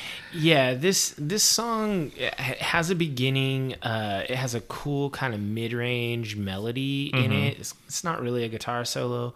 And it's got this cool kind of marching beat. Yeah. And then all of a sudden it takes, another one of those hard left turns, and it's just a drum solo. Yeah. And it's... You never see those on albums. You see it live sometimes, but this is like, okay, the drummer wanted a minute, and in this case, about 2 minutes. Yeah, I said, to paraphrase the great Chuck D, let the drummer get wicked, because that's what this is. This is just like stand back, and everyone's supporting the drummer. Normally, the drummer supports everyone else. Yeah, this is everyone supporting Bill Ward to just fucking rock. Yeah, he's a killer drummer, and he really is. He's a great example of a drummer who mostly plays to serve the music, not to serve his own ego. Yeah. But this is sort of his moment to just sort of stand head and shoulders above and be like, okay, look at what I can do. Yeah. And the title is inspired by Bill Ward too, or at least allegedly, because he had such unkempt hair. He had a rat's nest, and so that's where the rat salad came from, Bill's ratty hair. Interesting. Yeah, I don't love this song for just easy listening. It's a fucking drum solo. Yeah. I wouldn't really put this... I obviously it's on the album, but this isn't what you think of when you think of Paranoid. That's true. It all sort of bleeds together because track 4 starts with kind of a long instrumental part too. Yeah. And so Hand of Doom through all the way through Rat Salad and into the Jack the Stripper portion of Fairies Wear Boots is all kind of just like one big stoner jam. Yeah, this side 2 of this album is less. It's less. I guess I should say it's more cohesive as a single side, and it's less individual songs. These are not singles. You couldn't really choose Rat Salad or Fairies Wear Boots as singles. They're not really good for that. It wouldn't work, but it does, I think, give you an idea of what seeing them at the Star Club and catching one of their 45-minute jams is like. This second half of the album, or the back third, is very much like watching one of those jams, I imagine. Yeah, I like this song, but it's just one of those ones where it's just like I wouldn't put this on a playlist. Well, let's pull out. I don't know. We'll find a cool drum fill. Yeah, we gotta have Bill Ward get his moment.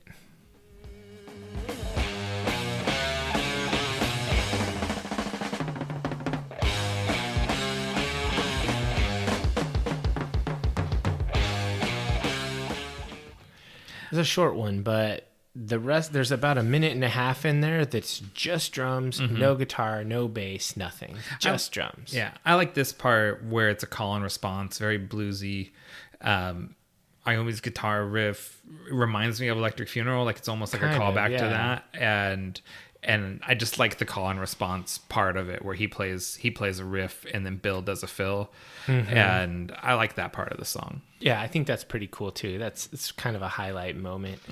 So the last song on the album is called Fairies Wear Boots, and it has a section of it that's referred to as Jack the Stripper, the first part of it. And the Jack the Stripper and Luke's Wall on the opening track War Pigs are, I think, names for the instrumental parts. Yeah. But they're not listed on the album. That's in like the new digital version of things that those get called out. Yeah, those are sort of their internal names for those sections. And that's cool that they have those. So yeah, this is Fairies Wear Boots.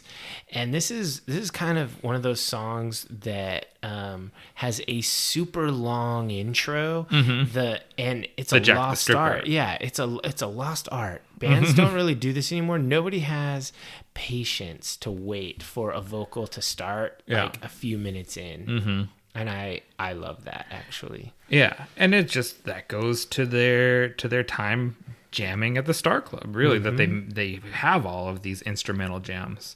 And then they get into this like swing part that it's almost like a shuffle drum piece. It's so good. Yeah, and I suppose we need to talk about Southern Fairies because that's the origin of the title. Fairies Wear Boots. People in the North call people in the South Southern Fairies. Well, and people in the South call people in the North Northern Bastards. The internet says Northern Monkeys.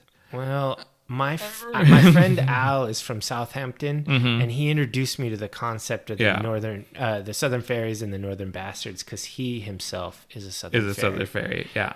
So yeah, this is just sort of a thing they call each other. They have a little rivalry. It's like East Coast, West Coast in the U.S., that kind of thing. And it's, people in the South, I mean, there's no getting around that this is a homophobic thing. There's a homophobic connotation to it, but it's generally the more politically correct term that's evolved is Southern softies, which has less of that connotation. And this song, like the lyrics, originally was Ozzy had an encounter with skinheads and he was making fun of them by calling them fairies because they were wearing boots and whatnot. And so he was trying to thumb his nose at skinheads with this song. Yeah, and there's a few things. So it's more than just Ozzy. This was a pretty legendary band gang fight that happened where they got jumped by a gang of skinheads. And we should say that these kind of skinheads, late 60s, early 70s skinheads, this is much more like the kids Boba Fett recruited in episode 3 of Book of Boba Fett than the sort of white nationalists that stormed the Capitol. You know, it's hard mods. It's not neo-Nazis. Yeah, they're wearing like button-up cardigan shirts and like tight jeans and stuff. And Ozzy's only like 3 years removed from being a skinhead himself at this point. Yeah, and he has just sort of become a lot more hippie stoner. He's evolved out of that look. But this is a pretty brutal fight they got into. And, you know, at some point it said Ozzy was wielding a hammer and there was much bloodshed in this battle. And then ultimately they called the skinheads fairies. That was kind of the diss that they had amongst themselves. Yeah. But then it gets spun into like a bluesy fantasy song where about drugs and various stuff. Where he's sort of hallucinating fairies in boots dancing with a dwarf. And then ultimately goes like, you know, goes to the doctor to be like, you know, I'm seeing fairies in boots. What can you do for me?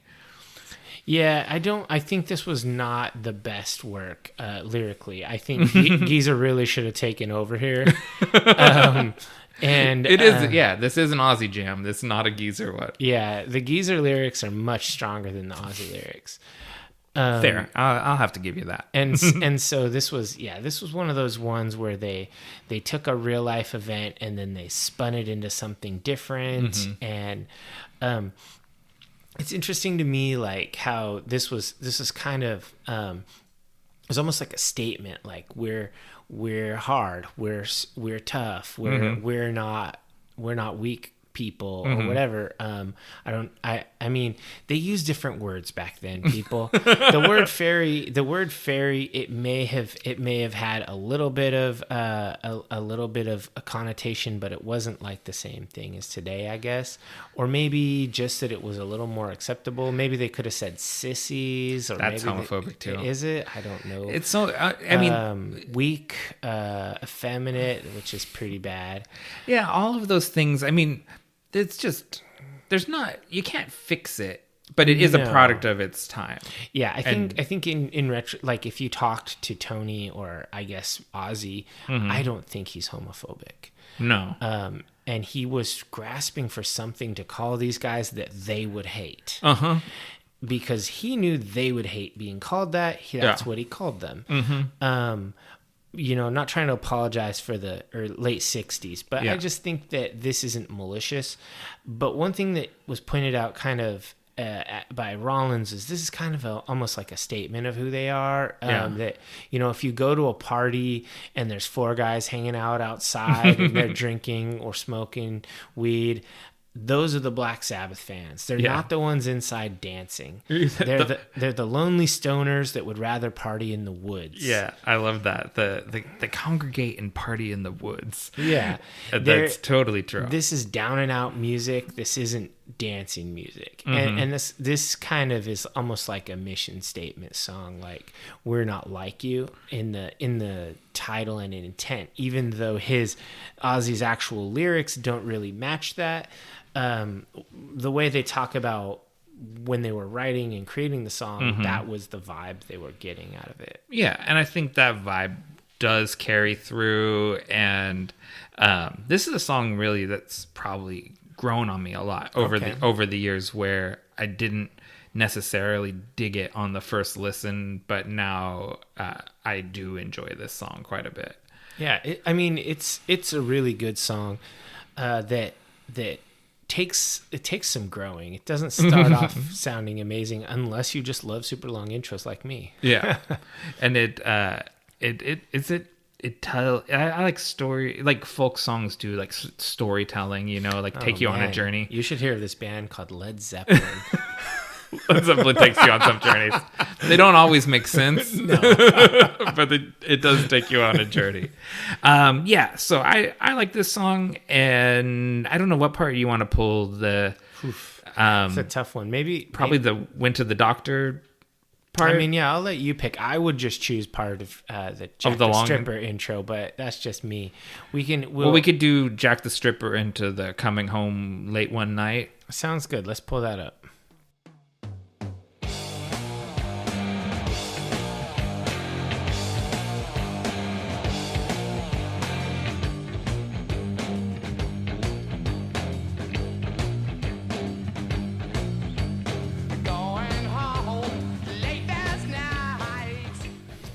So the lyric after that follows that, where fairies with boots were dancing with the dwarf.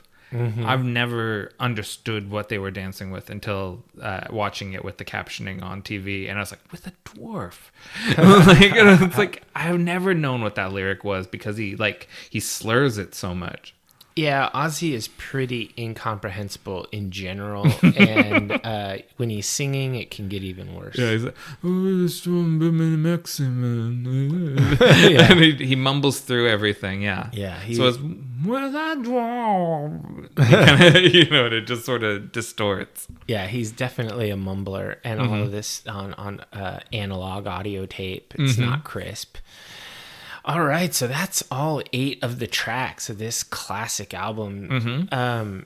Did you have anything you wanted to add before we get into our final thoughts? Or our what worked, what didn't work, and all that? Let's see.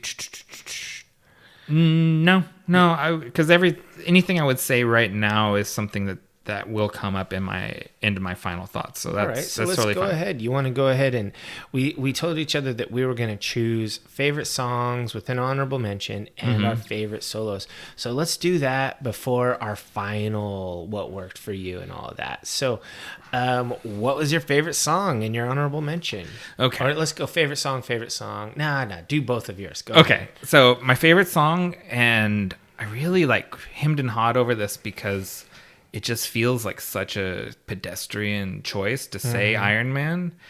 But I've listened to this album so much, and then just recreationally, and then over this last week listening to it back to back. academically. Yeah. And I just can't pick anything else. It's Iron Man is my favorite song.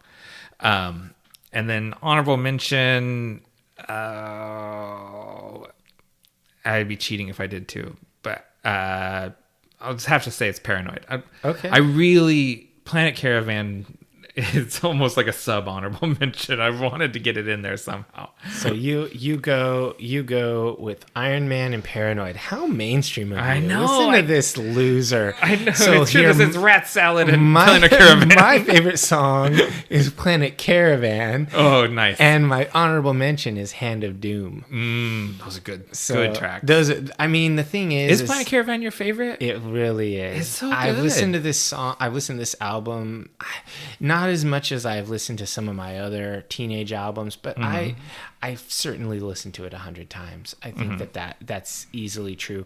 And whenever Planet Caravan comes on, my brain just goes into a different place. It's just a magical song. It is. And I don't say that lightly or whatever, but it's just, it has an effect on me. It's transcendent. It's like, it really does takes you on a journey. Yeah, it's the best song on this album, and it's the least metal, and that's okay. And I love it. And the reason I chose Hand of Doom, because I could have chosen Electric Funeral or War Pigs or Paranoid. I love all of those songs, but I chose Hand of Doom just because it's so underrated. It never gets the love it deserves, and it's so strong. It could have been a side one song.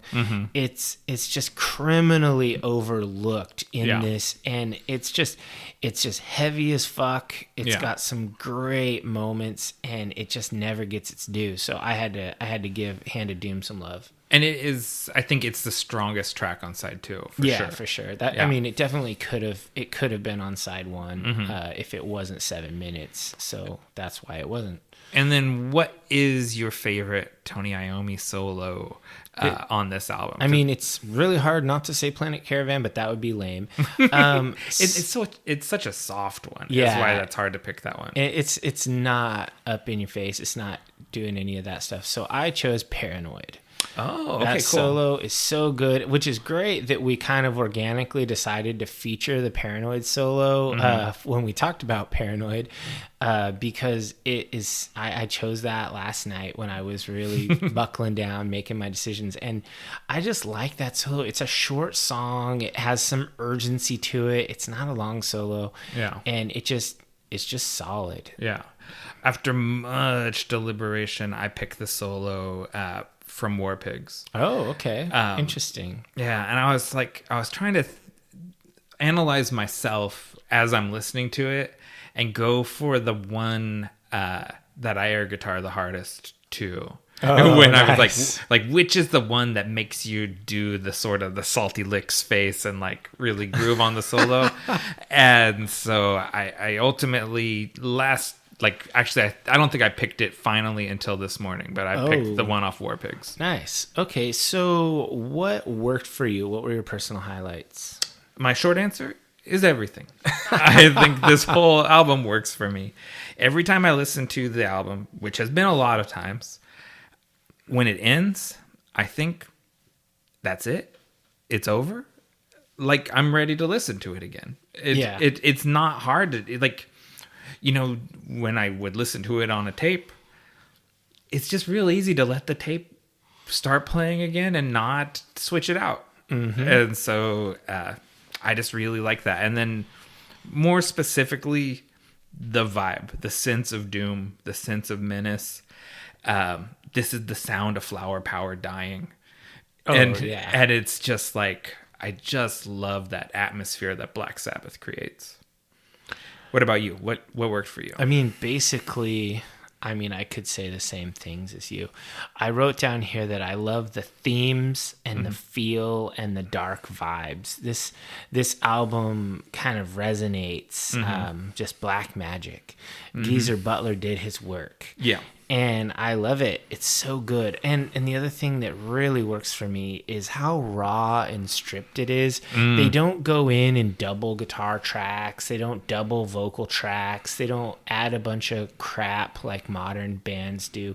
Yeah. It's really stripped, and it's really just the essence of these dudes playing together in a live, synergistic atmosphere. And you can really feel that interplay between them. They weren't playing to a click track. They were playing to a drummer that they all knew so well. Yeah. And so this album has an organic feel to it that is impossible to replace.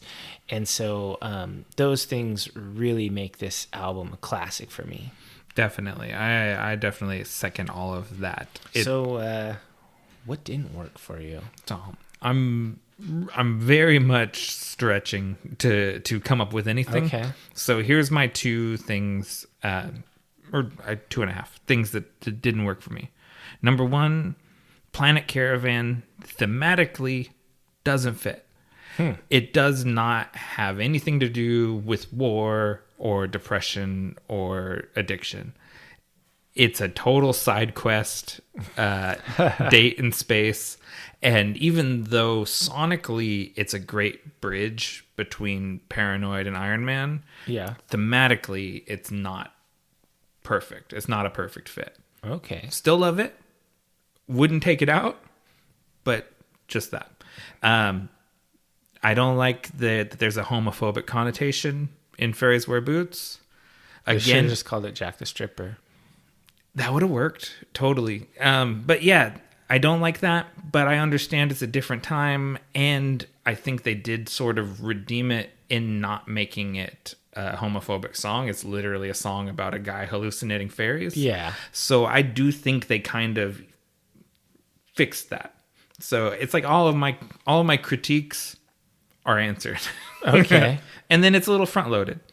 Side 1 is stronger than side 2. Oh yeah, it's like the Black Album. Yeah. For sure. But that's it. And that's really scratching my head to come up with anything to complain about. What about you? So I had a few things. Firstly, side 2 is just not nearly as good. It was like out of 4 songs, there's 2 keepers. Like I think Electric Funeral and Hand of Doom are classics, untouchable, amazing songs. I think including an entire track for a drum solo, pretty much, that's very 70s, is not necessary. Rat Salad could have been deleted. And I think Jack the Stripper and Fairies Wear Boots together were just not a very strong song. The lyrics were not very good. Yeah. Ozzy did not do a good job on those lyrics. lyrics, and I don't think that the performance was particularly notable. I think there were a lot of musical themes in that song that were repeated from like Hand of Doom and Electric Funeral, etc. Kind of the back and forth thing, the start-stop thing. Yeah. So I think that the last 2 tracks of the album are ultimately 3-star tracks on a 5-star album. If the rest of 6 out of 8 are 5 out of 5s for me, those are 3-star songs, or even 2-star song for Rat Salad. It's just not a listenable track. It's not a bop. I won't argue with you. I definitely understand where you're coming from, but I've never felt like skipping it. You know what I mean? It's long, and it's not that long. It's 2.5 minutes, but 2.5 minutes of drumming in your head is a bit much. Yeah, that's a fair criticism. And it's kind of like the side 2 is like 2 songs and 2 jams. Yeah, pretty much. And then my last thing is not really a criticism of the album, but just a criticism of the band, is that you have 3 amazeballs musicians and Ozzy hanging out with them, who's just a decent creative type. He's not actually a very good singer. He just kind of is. He's a personality. Yeah, he's like a David Lee Roth. He's just not a standout musician. He does do some unique things, and his performance on Planet Caravan is really good. But I think that he also does some pretty weak performances here and there that are not to the standard of the other 3 guys in the band. Okay. So they really are. They're like if they're a 4-legged stool, one of their legs is weaker than the other. Is a little weaker. It's just he's the least good of them. You're not alone in thinking that. I mean, I don't agree, but you're not alone in thinking that. Everybody who's into music thinks that Dio Sabbath is better. Technically better. With I mean, it is different when you have Geezer who can write the words and make Ozzy sing them. It has a different vibe than Dio doing it himself. Yeah. So I guess, I'm not dogging this album. I'm just saying those things didn't work. They were outstanding to me. That kept this from being all that it could have been. Interesting. Okay. So what's your final thought and rating? This is probably predictable because of what I've been saying. I said that the Black Album was a 4-star double EP or a double LP that could have been a 5-star single LP. This is a 5-star single LP. I like it front to back. Interesting. And I like how short it is, and not a lot of frills on it. It's just short, to the point, and hard. And to me, like, this is a stone cold classic. All right, so it gets the rare 5 from Nick. The rare 5. So I gave it a 4. Okay. Because it's almost perfect. It's basically 30 minutes of perfect metal. Yeah. The first 6 songs. And those are just amazing. I just think that the last 2 are ultimately forgettable, and that's why they are forgettable. Like, if you ask people to name Black Sabbath songs, like, what songs do you like or whatever, they never say Fairies Wear Boots or Rat Salad. It's always Paranoid, Iron Man, War Pigs, like these really amazing songs. And if you ask a air quotes true fan for Deep Cut, it's Electric Funeral or Hand of Doom. Right. Those this was 3/4 of a perfect album, and so I can't give it a 5. You can't give it the 5. Yeah. I want to give it a 5 because I love this album, but I just don't think it stands with other 5-star albums. Okay. Because of the weak ending. If I had only listened to side 1 and just projected what I think side 2 is going to be like, I would have been like, oh, fuck me, what the hell? But it just didn't end strong. It started strong and ended weak. It ends weak. Yeah. I think you've justified that opinion. That's what I say. Even though I don't agree, you've made your case. And all right. Thank you for accepting my rating. I won't throw it back. Come back and deliberate again. This is come back when it's a 5. I I was reading a lot of like review aggregates and stuff, and it's not the same as for movies, but this is either a 4-star or a 5-star album in every reviewer. Like everybody either thinks it's perfect or thinks it's almost perfect. Yeah. And that's pretty much where it lands with us too. Right. So that's I think pretty normal. it has to do with how much tolerance do you have for a drummer led track, because some people aren't, and they're not there for that. And an incomprehensible vocalist who is let loose on the lyrics once or twice. Yeah, that's that is where's the line? Yeah. All right, so let's take a break. Come back with our album choice segment.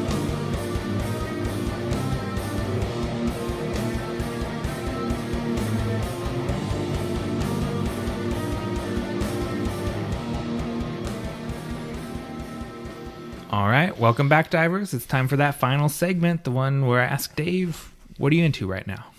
So I struggled on this one a little bit because I've been super duper busy with schoolwork and work and some various stuff. I've been trying to fit in some time to do some Warhammer 40K stuff, but I just haven't been able to get any time in.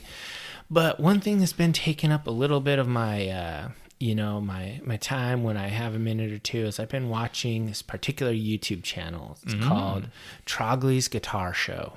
Trogley's? Yeah, and you should spell that so they can find it.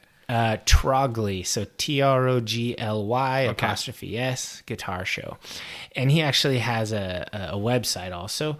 But basically, he's a guitar guy. He's a nerd, definitely a nerd. He's a little younger than us, I think, but he does vintage guitar investigations, reviews, teardowns, discussions.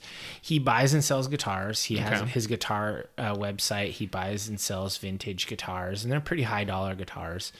And so like he'll buy something and he'll do a full like teardown of it, like take off all the components, look at each of them, see if they're all, if it's all vintage, if it's all, if anything's been altered. He uses a black light to check fading on the lacquer to see if it's been refinished and oversprayed. He looks at the wood and the grain and all this stuff. He gets really deep into it.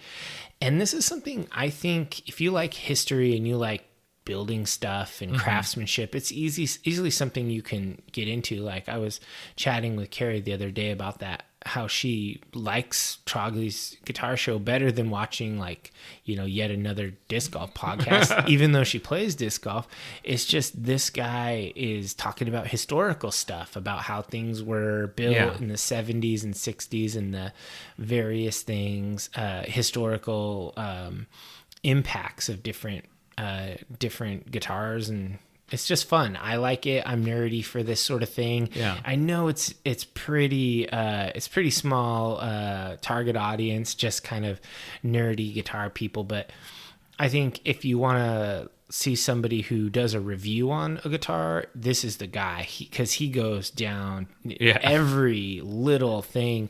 And so I search his channel for some guitars that I've been interested in for years, and I see his full teardown videos where he literally bought one, tore it down, and then sold it. For some, or he'll act as a broker for somebody, and he'll get it from like Japan or Europe or whatnot, and then he'll do a full inspection and give you a proper report of all of it and stuff. So it's pretty cool.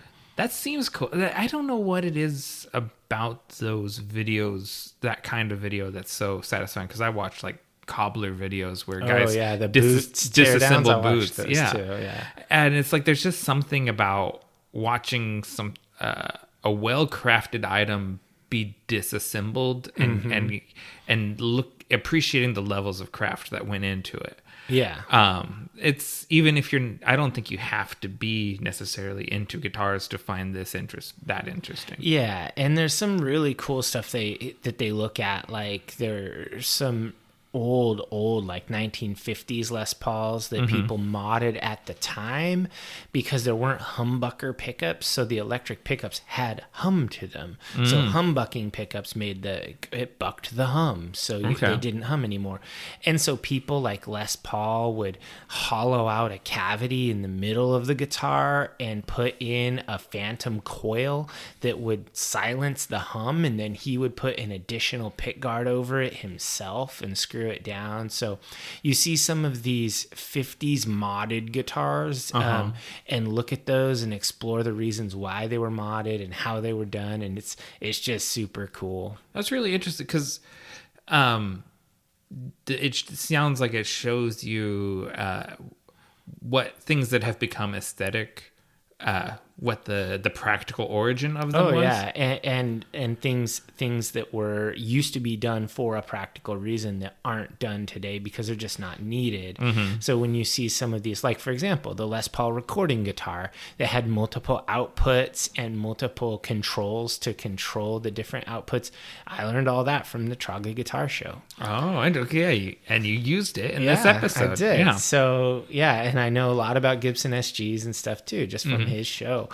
Because I've been looking at a baritone Gibson SG to add to my collection at some point. Just to hang it on the wall? No, I don't own a baritone guitar, so it would be a player for when I need downtuned stuff. So, okay. That would be my vibe for that guitar. All right, so what about you? What are you into right now?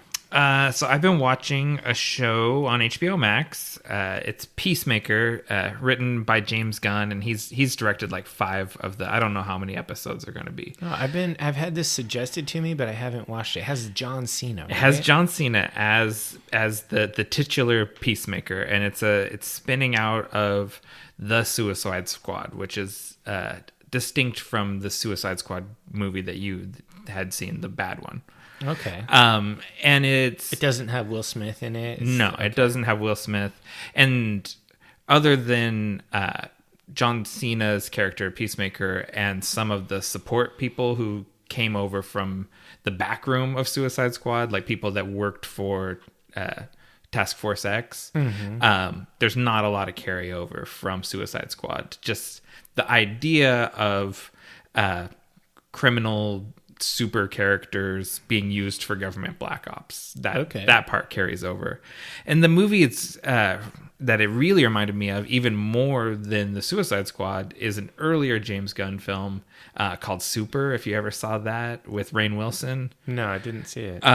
Which is kind of about a deranged guy that becomes a vigilante, and Rainn Wilson from The Office is that guy, and he beats up criminals with a pipe wrench. And it's funny and sweet in a way, but also it is brutally violent and over the top. And Peacemaker follows suit in that same regard. Do you think you need to watch Suicide Squad in order to watch Peacemaker? No, I think everything that you need to know about Suicide Squad you already know from seeing the first movie and from flashbacks that you're shown in Peacemaker. And is this on Netflix or Amazon? Or HBO Max. Oh, okay. And I'll just say, this is I can see you will probably like it because it's stupid and violent and funny. I like. Yeah, I don't think Carrie will like this show. It doesn't seem like something that's not thinky. I mean, it gets thinky as time. It gets very emotional. John Cena really stretches his acting chops. He's he gets to be a much more complicated character when he's the only one. So who's the best wrestler actor? John Cena, Dave Bautista, or Dwayne Johnson? Ooh, I have a hard time saying anyone but Batista. Oh, yeah. Because the other two are wrong. Because the other two are wrong. I think The Rock, Dwayne Johnson, is a hell of a movie star. He is. He's not a dramatic actor. He's not a dramatic actor, and when he does dramatic acting, it doesn't quite work. I think John Cena, watching this, might be a better actor. Yeah, he's going places, man. Like, there's some stuff where like he's getting really emotional, and it's getting into like his traumatic childhood and stuff. Nice. And I'm like, man, John Cena's making me feel something. I'm feeling real feelings. What's wrong? Yeah, I could say Dave Bautista can get me to real feelings, and I don't know that Dwayne Johnson's ever got me to a real feeling besides like a yeah. Except for when he's wanting to punch Vin Diesel. Right, like when he flexes and breaks his arm out of his cast, that's a cool moment, but it's not really emotional. Yeah, sure. It's just a fuck yeah. Okay. But yeah, John he's going to a deep well in this show, and I don't want to give too much away. They're a branch off of the Suicide Squad, and they're going after targets that are called butterflies. And it doesn't get revealed what a butterfly is till the end of the third episode. Does it have to do with the butterfly effect? No. Okay. But maybe they're like a chrysalis, and they're gonna. Yeah, it's a mystery. Okay. It's a pretty cool reveal when it finally gets revealed. Okay. But anyways, I've been super into Peacemaker, and it's, of all the kind of geeky shit that's on TV right now, it's the one that I don't know what's going to happen next, and therefore I'm enjoying it the most.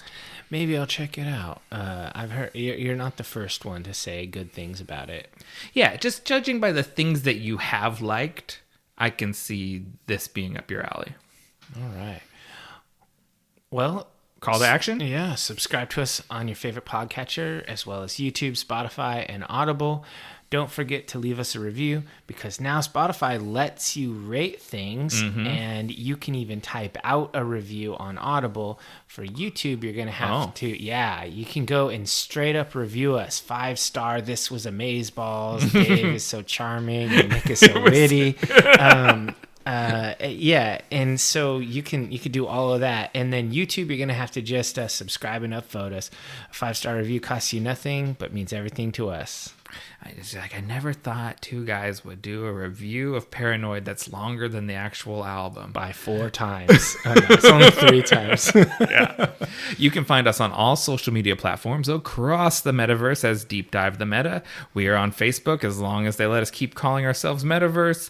Instagram, ditto. But we're also on Pinterest, which no one likes, and we don't like them.